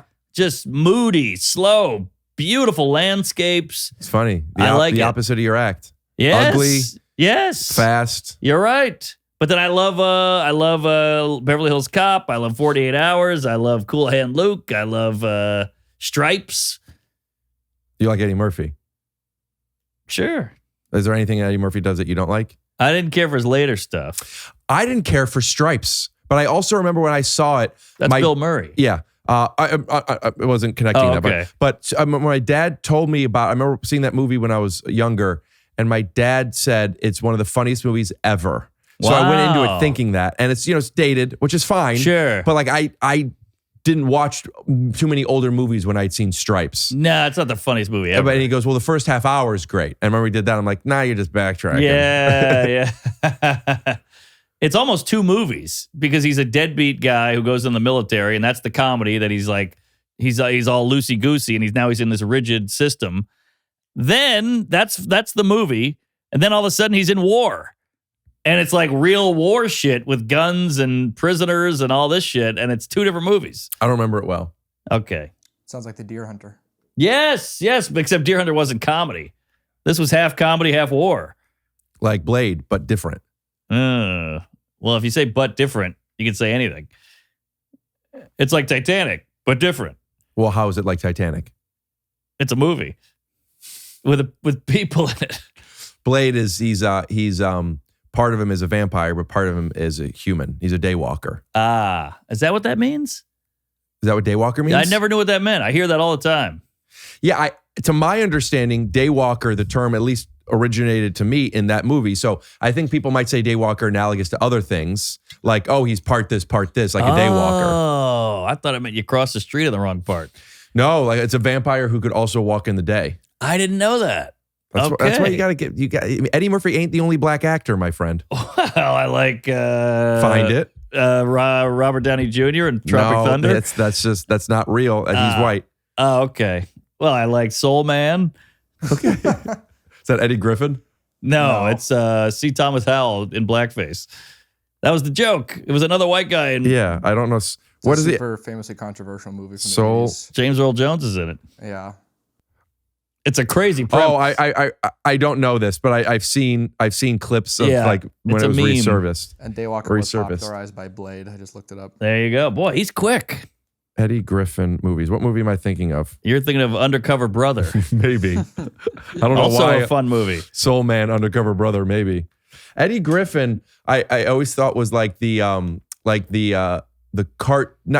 in a bad way cartoon, like the PG version of Eddie Murphy? No, of Cat Williams. Oh, interesting. Because they did characters. They were just these characters. Right. And Cat Williams, I don't remember the name of the special, but there was this, what's the special? I talked about this recently. Pimp Chronicles? In green, all green? Yeah, I think so. Where he Amelie, you know, he's like, he does it. The first like 8 minutes of the special is him just doing space work, pretending to be like shopping and dancing to that song. Yes. He is so fucking funny. He's crazy. He did Club Shay Shay, and it was the biggest podcast of all time. Yeah, that blew up Club Shay Shay. That's what made me want to do Club Shay Shay, which I did. Oh, is it out? It's out. Wait a minute. How do I know that? Did you post something? Because I didn't see it, but maybe I saw a clip of you talking about being on it. Yes. There was an issue. You being late or I was him late. being late? I was late. Yeah, what happened? My flight was delayed, and I flew to Vegas to do it, and then my flight was delayed, and then I had to get a rental car, which takes forever, you know, with the line. And you flew there just to do his podcast? Just to do his podcast. Wow. And I was late, and he's just sitting there in his Lululemon jumpsuit waiting, and then we got right to it, but I could tell he was like, who the fuck are you? I'm a nobody. He didn't know you at all before having you on? No. I mean, he did his research. He's a great interviewer, and I'm glad to do the podcast, but yeah, I felt horrible. How was the episode? Killer. Although he asked you these questions that you're like, what are you doing, man? I'm going to get creamed over this. Like what? Kareem Abdul-Jabbar. He's like, what kind of women do you like to fuck? And what do you like about black chicks? And then what do you think of Taylor Swift's whatever? And I'm like, he's just looking for clips. He's looking for clips, and he's good at it. And the clips were good, but not if you're on the other end of it. That's funny. Looking for clips is like, of course, I want clips and stuff. I never really think about like, what could I do to get a clip? I just want to have a conversation. Sure. But maybe, what do you like? What black girls do you like to have sex with? Wheelchair.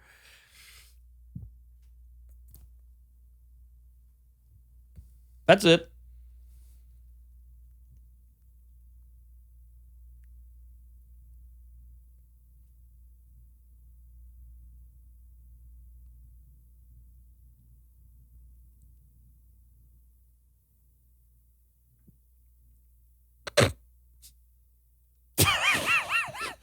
That was brutal. I was just thinking about how much you don't like sitting in silence. Yeah, I was staring at the thermostat. Oh, right, because you have sunglasses. I wasn't sure where you're looking. Oh, yeah, I couldn't look at you. I'll tell you that. Do you get paid to go do that? No. So you on your own dime, you buy a flight? Yeah, but get this. So, because I spent $1,000 buying a flight to Vegas. From New York, or were you on the West Coast? New York. So I had to leave at like 5 a.m. to make it in time. I was still late, but you didn't want to get a hotel? No, you got a family. Then you got to rent a car because I had to drive to a gig the next day out in that area, and so I set up a gig in Vegas, made my money back. We sold out some bar show. So just a gig that paid $1,000? I paid a little more than that. Right. So it was but it was not a thing that you would go to Vegas to do. No.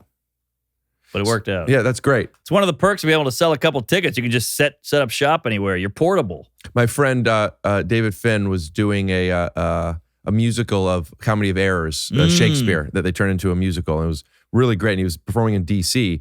Like, I want to go. And I got a gig. It was a DC improv. They happened to have us just a Saturday. What? On which is not easy to do. Unheard of. Which I think I have new DC dates. I'll probably talk about them later. I'm going back. But like, I went there. I made, more money than it cost to go. Yeah. And I wanted to go. Yeah. It's like, hey, I have to go to this thing. Could I maybe do an hour of comedy to pay for it all? It's very nice. It's like being a hooker. Like, I'll fly myself out here and I'll hook. Yeah. I'll what do you call that? Hook, Captain Hook. Yeah. Hook shot and make some money and blow a guy and the whole thing will take an hour. I'm done.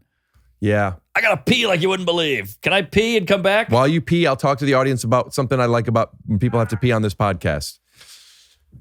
P. Holmes came on here once, and in the middle of the conversation, he didn't ask if he had to go pee. He didn't hold it until he really had to go. He said, I gotta go pee. And he got up and went pee. And I was like, this is great. Wow. If you just know that somebody is going to speak up for what they need, it makes it a lot easier for me not to have to be like, are you okay? Oh, are you trying to, is that a lesson you're trying to teach me? This is something that I told a friend of mine yesterday. Oh, wow. Coincidentally, it was on my mind. It could connect to you, perhaps, but that's not my intention. Right. Just like, because how often, like, I don't really ever think about, like, oh, real quick, do you have to go pee? Because if you do, you could go. Sure. Just go. How would you know? I've gotten up and peed before. Nice. Whoa, grand finale in there, huh? Well, I was hitting the edge of the side so I could hear you. Yeah. For the women that watch this podcast, first of all, let me just say you look beautiful. Second of all, you might not know this, but I do this, and it seems like Mark might do this. Sometimes when we're peeing and we think you could hear, we pee into the porcelain, so it's not as loud. But also then, while we're peeing into the porcelain, we're feeling a little insecure that you think our stream isn't good. Yes. So at the end, we do a little bit just to show you we still got it. Exactly. Isn't that funny? I just did that exact thing. Yeah, people, that's one of those things that is a human nature thing that you don't learn and you probably don't talk about. Those are fun bits when you say something like, oh my gosh, I'm not the only one that pees onto the porcelain when a girl's watching, but then also pees into the toilet so they think our dick is big and we're worthy. It's so true. And if I have to shit, and when a lady's in the room, I'll shit like 6 seconds, I'll force it out, and I'll wipe my ass and throw it on the wall and come back in. Because you don't want her to think that you shit long. Exactly. Or shit at all. Yeah, that I don't connect to. Oh, you don't want to be shitting on a hot date? I need to be able to be myself on a date. I mean, need to. Shitting is a little much, don't you think? I shit. We all shit, but so does she. She's not going to take a dump on the coffee table. You don't have to take a dump on the coffee table. All right. And you don't have to. I tend to go to extremes, I noticed. You know what I'll do if I have to go poop? If I'm with a lady, I go, you know what? And I make it obvious that I don't have to really make a phone call. I go, I think I might have to go upstairs and make a phone call. And then and when they go like this, like got it, like it's a poop. And then I go, and I might take a shit while I'm up there. Oh. You dip the toe in the water, you get a laugh on the shit, and you know, okay, I could probably be hard with this person. Oh, that's good. Because if I can't fart around you, I can't fuck you. Eleanor Roosevelt.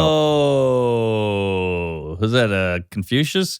You didn't hear me if you had the headphones on. What'd you say? I said Eleanor Roosevelt. That's even better. You got Adam Ray. Oh.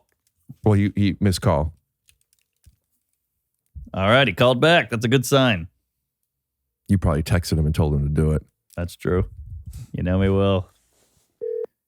I'll put my volume on. Yeah. See, that's another hassle. Phone calls. We had to use the phone as kids. Mm-hmm. There was no text. You texted, that meant you wrote a postcard. But a phone call was the only way. And now kids won't even do a phone call.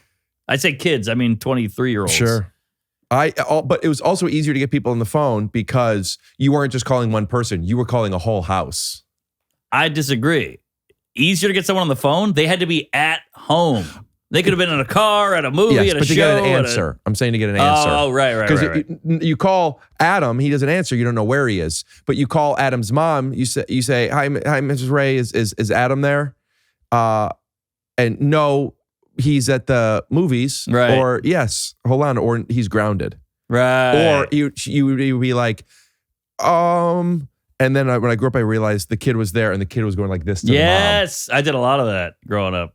I received a lot of that growing up. Oh, how do you know? That might have been in your head because you don't know when a good. I know. I looking back, I'm like I know. Okay. I have a joke that I've said on my podcast before. Maybe I've even said it to you, but I didn't really have friends growing up, and I never knew that. I just thought everybody was busy, and like as an adult, I realized. It's a good joke.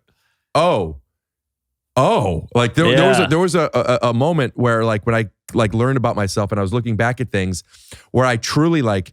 It felt really bad, and I was so embarrassed. Yeah. Like, I remember I used to, like, my friends, I had people that I thought were friends that would say they weren't allowed, their mom wouldn't let them or whatever it would be. And I would... This is horrific. I would have asked if my mom could talk to their mom. Maybe my mom could convince them. Oh. And they would be like, okay. And then breaking my heart. My mom would then talk to their mom, and she couldn't convince them. And as an adult, I now grew up realizing, like, did my mom know this? Or, like, you know, I don't think she did. You got to ask her.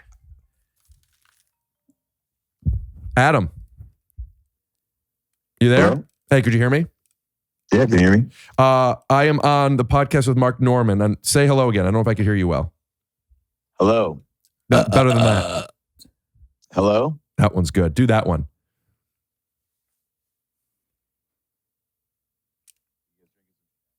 Fuck, hold on. Oh, boy. I might just put you on speaker. All right, one more time. Hello? One more time. Hello. Great. So I was telling Mark about a time, and I remember you had a funny point of view on this, but I don't remember what it was. Years ago, years after you were on According to Jim, people would still bring you up to According to Jim. Do you remember? Did you ask them to do that? They still do, because it's one of the best shows of all time. Great show. It's just a lot of time has passed. Hey man, some of the best Belushi bits still hold up on YouTube. Jim or John? Hey, I thought this was a family show. Okay. All right. It looks like we'll keep that in. All right. All right, man. Well, thanks for calling. Jim Belushi, a quick Jim Belushi story, though. I finished the taping, and I was like, I should go thank the guy. He's my, the first sitcom job ever, right? And he's John's brother, and I was a big fan. So I go over to his trailer, and he's smoking a cigar. He's on the phone, and I go, Jim, man, just want to say, man, real quick, what a day. Honor to work with you. He goes, yep. And I go, all right, man. And then I slowly moonwalked away. But he wasn't a dick. He just was, I think, on the phone, and I just was I was hoping that he'd be like, let me call you back, Tony. Hey, dude, kid, you were great. And then like toss me his jersey or something, you know? Right. That's a bummer. McCone, you can't hear it, but you'll see it when you watch the episode. Oh, you can't hear? It's a great episode. Cool. But yeah, getting on that show back then, that must have been wild. I mean, that was a big sitcom. I did. It was 8 seasons, and it was the season premiere. So, Mark, as in total douche early credit fashion, literally when the host would go, "Anything you want me to say?" and I'd be like, "Oh yeah, season premiere, recorded in the gym." I remember one time that I told the kid, I go, season premiere of According to Jim. He goes, "All right, According to Jim." I go, "Season premiere."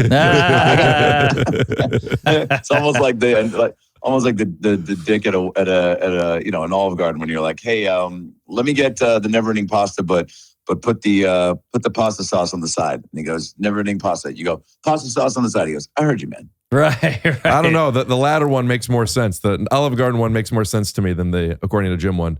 Because you need that. I want the sauce on the side. It doesn't matter that it was the season premiere doesn't really matter. Hey, however you like your seasoning, whether it's season premiere or season on the side, your family. Good. 'Tis the season. Anything you want to plug? 'Tis the season. Christmas. 'Tis the season. I would like to plug Mark Norman's special. Oh, Mark Norman's special. Not too pleased. None too pleased. None too pleased. Season premiere. None too pleased. Back in the habit. Yes, one of my favorite sequels. What's that? Sister Act. Thank you. Whoopi Goldberg. Let me just say this. Whoopi Goldberg. I do a great Whoopi Goldberg impression. You want to hear? Yeah. This is Whoopi Goldberg getting into a hot tub and realizing that it's too hot. Ready? Oh. Sounds like Pacino a little bit. Oh, yeah. All right. Here's Al Pacino coming in his pants at the ATM. Oh. That sounded like Whoopi Goldberg. Damn it. All right. Flip them and you got yourself a deal. You ever been on the Goldbergs? Here's Whoopi Goldberg finding out that she didn't get the part of Whoopi on the Goldbergs. There we go. Fuck them white motherfuckers. We'll be right back. Keep right here. I finally get to do it to you. How was Vegas? Let me. Oh, sorry. Vegas was great. The win was awesome. Shout out to Red 8, by the way, one of my favorite restaurants, the Chinese restaurant. Shout out to Dylan. Shout out to everybody. Shout out to Dylan at the Win. Took great care of us. We packed it out. First theater show in Vegas. Woo! I know you've done plenty, Mark, so you know what the Congratulations. first one's like. Felt special. I did die and come back to life Saturday at the pool. If you got 12 seconds, if you got 22 seconds, I can give you a quick synopsis. Uh-oh. All right, sure. so I'm at the pool. My buddies from Seattle are down there. It's a March Madness weekend. They have had this trip every year for 20 years. I went on the first 5 when I was in LA. Now here we are. My show coincides with their trip. We spend the day at the pool. We have dinner and going to go to Santino's show and then a dart bar later and maybe a club, whatever. Rip it up, live it up, suck it up, burn one down. Just fucking stop, drop, and roll. And here I am at the pool. I have 4 pina coladas, a 15 milligram edible that I ate on accident. I thought it was 2.5. All right, bud, that's 22 seconds. And then I got no water, and then I got a massage at the pool. There was a girl walking around with that said pool massage in a shirt. Could have been a decoy, but she was giving massages. I'm getting the massage. All of a sudden, I feel really nauseous. I try to stand up, and then I wake up to my wife and my friends screaming bloody murder, and I'm on the ground, eyes in the back of my head, and I passed out from heat exhaustion. And I definitely thought I was dead. I definitely thought I was dead because I could hear faintly, and everything was blurry. And I just remember hearing everyone freaking out, and I was like, all I could remember was something bad is happening, and I can't do anything about it. But it was like outer body to where it was like, wow, my last few moments on earth are going to be me just hearing the panic of people around me that I love. Whoa. And then I somehow came to, and you know what the first thing I thought of was? Jim Belushi not getting off the phone to say, good job, kid. Season premiere. Season premiere. No, but I almost, but it was terrifying. And anytime I bring it up, Amanda gets really sad because she saw the eyes in the back of my head and it was terrifying. So, damn. But I'm back to life and, but it lingers. Today, the last few days have been like wildly exhausting and spacey because, apparently your body still just, can't shake it off right away. So probably at least a week off from booze. Whoa. Maybe a couple weeks off from dick, and then I'm right back on the wagon. Well, we're glad you're okay.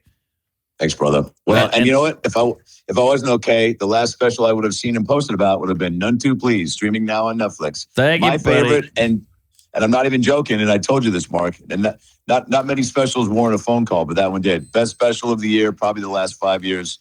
And don't tell Burr, but which is going to be the name of my special. Well, thank you for that note you gave me, that voice. I'm not a huge fan of VM. What do you call that? Voice memo. But man, that was touching. That was a beautiful thing. And I really appreciate it. Yeah, dude, you work super hard, and it shows, dude. But I just and again, comedy is subjective, and Ricky and I have similar sensibilities, and I know you as well are in the same boat, where it's just like, you want the joke and the bit as often and as many as possible, but the misdirect and you had great themes. You never sat on one topic for too long. You look good. You look like you just freshly, invested in a rub and tug, and you had a glow to you. I appreciate it, Fatty. Thank you. You're a mensch. Congrats. And I'll see you in May for at my house when we do one of my Netflix pod episodes, right? I can't wait. Yeah, I'm in, baby. That's gonna be a hot fest. It's gonna be a hot fest. Let's all try to get on that Kevin Hart roast, huh? Oh, bro, that seems like that's the new Tonight Show. I know, right? Put everybody on the map. I mean, fuck, dude. It's like, yeah, they have to make. I'm willing to assume they're going to have some of the usual suspects from last year's that people loved. A Nikki, a Tony, sure, right? Yeah, maybe a Gronk. Not going to have Bert and Tom. I'll tell you that. Yeah. All right, we got to go. We're having a full conversation on the phone. Yeah. All right, I love you guys. Rick has gone to a different home. He left That's the room. AdamRay.tv. Later, bud. No, Rick, you've done this since the beginning of our friendship. It's AdamRayComedy.com. The Who Is Me Theater Tour on sale now. I'm in Pittsburgh, Cleveland, Rick's home, and Columbus, Ohio this weekend. And then we got Napa, Denver, St. Louis, all at AdamRayComedy.com. I'm in Seattle. I'm interviewing Dave Matthews at the Space Needle dressed as Dr. Phil tomorrow. Oh, man. What a life you have. It's crazy. Crazy. AdamRay.tv. Thanks for calling in, bud. Season premiere of None Too Pleased on Tubi now. Hell yeah. Later, 4chan. Bye, guys. Bye. Sorry, wrong number. Good Lord, that guy can yap. when I asked if there's anything you want to plug, it's a thing I asked playfully to people, but also plug. I wanted him to say something too, but he plugged your special, which was nice. He took his plug and he gave it to you. Sweet man. But then he goes, by the way, I'll be in da-da-da-da-da. Yeah. But to be fair, either way, Adam, I want you to know that had you not done that, we would have put the dates up. That's what we do in the Take Your Shoes Off podcast for our friends and family of the show. Yes. We put the dates up. For a guy who never had friends, you know how to treat them. Got a lot of family. Huh? Put these on? Yours aren't on either. Got a lot of family. See, I like a subtitle. Yeah. I like captions. They're not in real time. When you see stories and stuff on your phone and there's no captions, do you go past it? No, I try. I can do like a minute, 2 minutes, but movie I want the caption. What's up with you and your fucking face? No, what's up with you and your Sing it, sister. The Reddit stuff and the side quests and the drama, when there'll be things that people are saying about me or my podcast or episodes of my podcast that I had no idea that are on the dark web that you messaged me about. Mm-hmm. And I remember we talked about something once years ago about some stuff that happened. It's like, you're more in the zeitgeist of the behind the scenes of comedy than any of my other friends. Oh, really? Well, I'm a nerd, and I think I would probably be in that world if I wasn't in front of it. Does that make sense? Yes. So it's not that you're not checking in on you or your friends. You are just, it's a soap opera to you. I guess. And I'm interested in what people are interested in. I don't care about the little things. There's a million zillion things going on Reddit and on the internet, but some of them bubble up and actually catch a little steam. And that's what I'm interested in. Yeah, you're part of the zeitgeist though. I Feel like guess. you get your finger on the pulse. And I kind of hate the zeitgeist. It makes me nervous. It gives me anxiety, but I still am curious. It's like a hypochondriac. Right. You know, Right. I don't want a disease, but you go, oh, what do I have? A mole on my ass? Is that? Well, do you see a derm? No. You don't see a dermatologist? No. I'd like to suggest to everybody who's listening, once a year, go see a dermatologist. I don't even have health insurance or car insurance. Then spend, I don't know, $150 once a year to see a dermatologist. All right. You just made over $1,000 in Vegas. Well, you got to sign. Like I tried to get healthcare. You got to sign up. They said error, and I just gave up. Yeah, I hear you. Then do Okay. it without health insurance. Okay. See a dermatologist. I'll do that. See a dermatologist. All right. I had a mole lanced off my head. Who lanced it? Armstrong. Pass. Pro Shop. Oh, I thought you were waiting for him to do one, but you were thinking. No. Why does he look like a baseball player from the 70s? Have you gotten that? Yeah. Like he Wade does. Boggs. It's also the shorts. Yeah. No, it's the face, hair, and mustache. I did a middle part today. Oh, the middle part. Didn't baseball players in the 70s wear green shorts? I guess, but I'm just going off his mug. Yeah, he does have a bit of a baseball player porn star vibe. Yeah, not a bad look, by the way. Baseball players have you got ever a lot thought of about ass. hitting baseballs and fucking girls or guys? And you got the dimps. Yeah.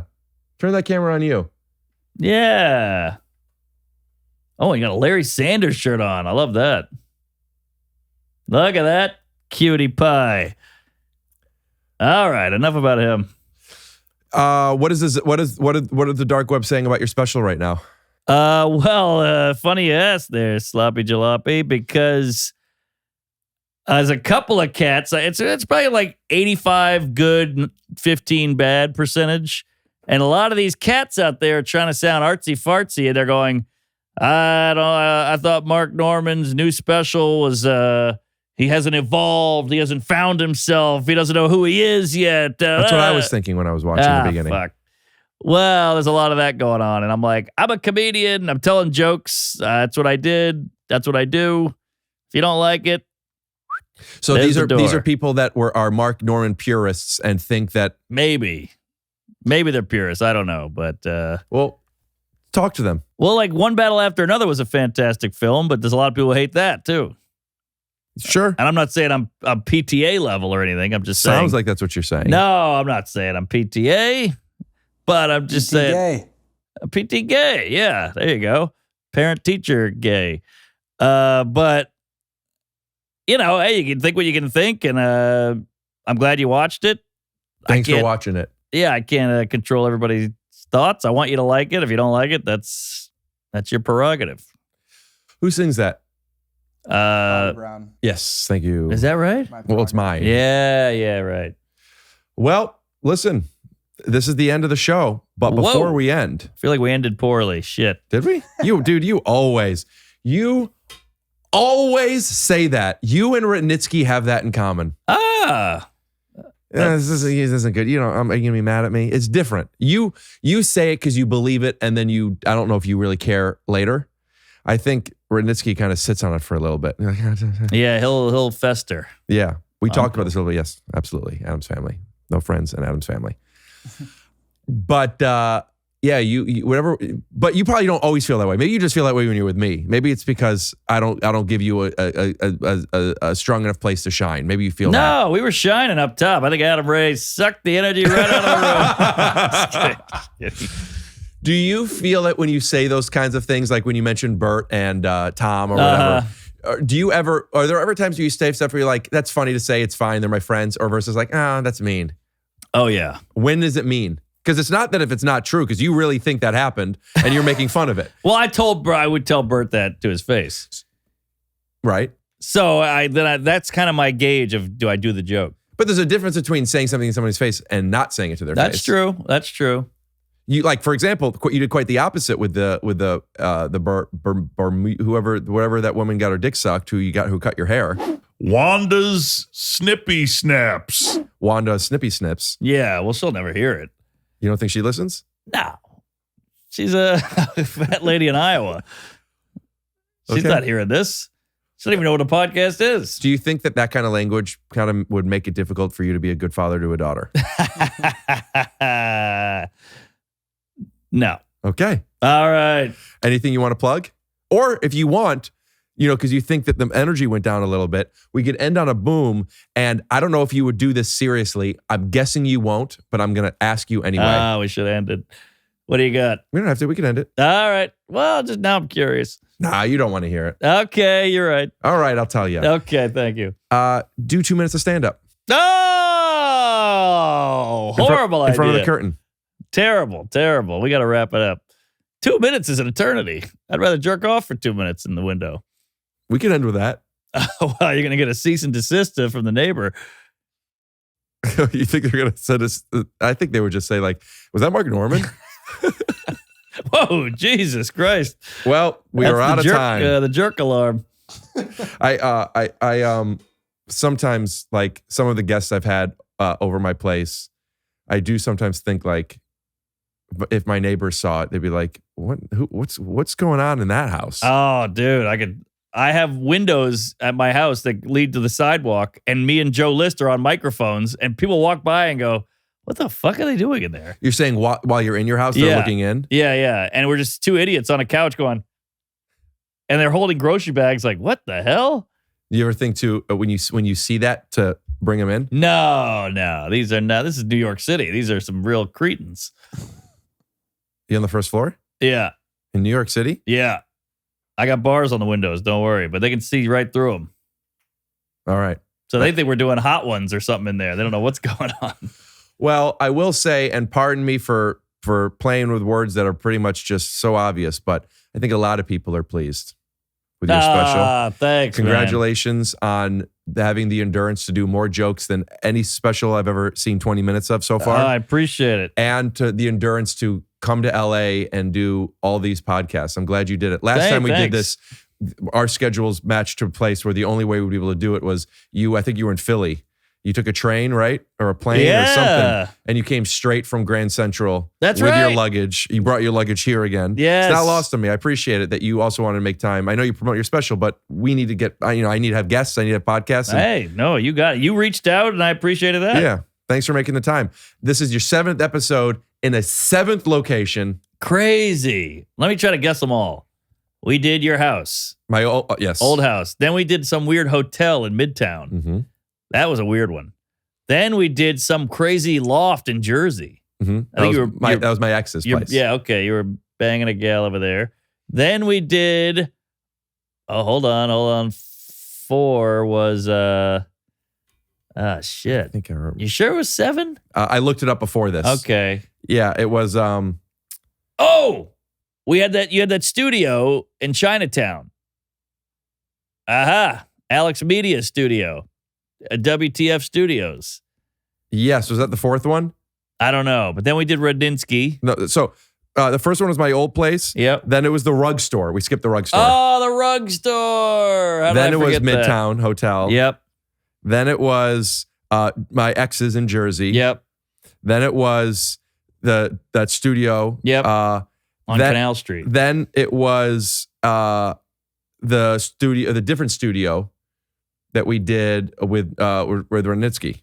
Yes. And then here. Yeah, 1, 2, 3, 4, 5, 6, and now here 7. Hey. I wonder if 8. Do we find a new place? I think we can do it. You're coming to New York, you'll get a new studio. Maybe I'll record it in the We Might Be Drunk studio. Perfect. We'd love to have you. But I'm saying we'll do my podcast there. Yeah. I get it.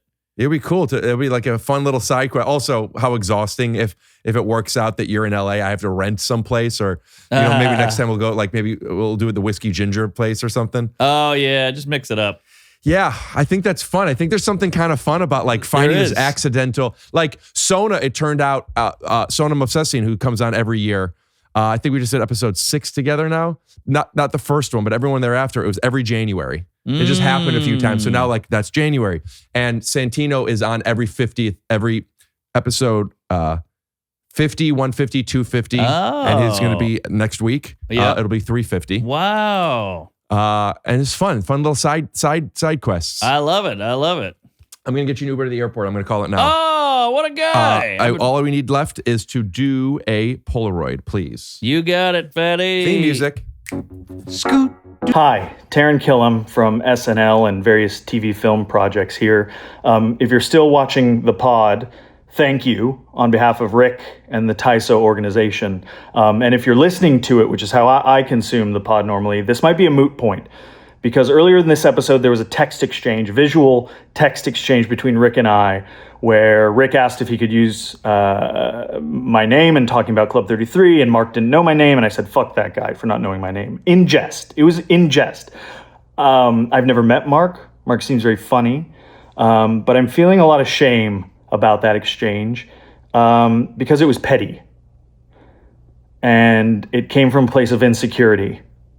And I think the reason I was feeling especially insecure is because my new television comedy Stumble on NBC, Fridays at 8:30, season 1 now streaming on Peacock, is doing great with critics and has a very strong fan base, but we're a bubble show, if I'm being honest. And Mark, not knowing who I was, struck a chord, you know? Because if Mark doesn't know me by name, obviously there's a lot of other people out there who don't know me by name, and I'm worried that my TV series, Stumble, on NBC Friday nights at 8:30, season 1 now streaming on Peacock, might not last if people don't start watching it and posting about it and telling friends to watch it. And I let that fear and that insecurity about my job to bleed out and tear somebody else down with hate, which is not how I want to be and is not representative of the wonderful cast and crew of Stumble on NBC 8:30's season 1 now streaming on Peacock. So I'm sorry to Mark, and I'm sorry to Rick, and I'm sorry to the listeners for being such a petty, small man, which, quite honestly, is the opposite of my character Boone on Stumble, Friday nights on NBC 8:30, season 1 now streaming on Peacock. And I think if there's any way to make this right, it's for everyone to celebrate my birthday, which is in fact today, April Fool's Day. Not a joke. That's not a joke. That's my real birthday. Google it when you're Googling my name to try to put it to a face to, I guess, a middling successful career. But gosh, imagine if you all gave Stumble, NBC 8:30 Fridays, season 1 streaming on Peacock, a chance and fell in love with it, and then it became a hit. And then Mark would always know who Rick was talking about when he said my name. I think that's the only way to make this right. Stumble, NBC 8:30 Fridays, season 1 now streaming on Peacock. Thank you for your time.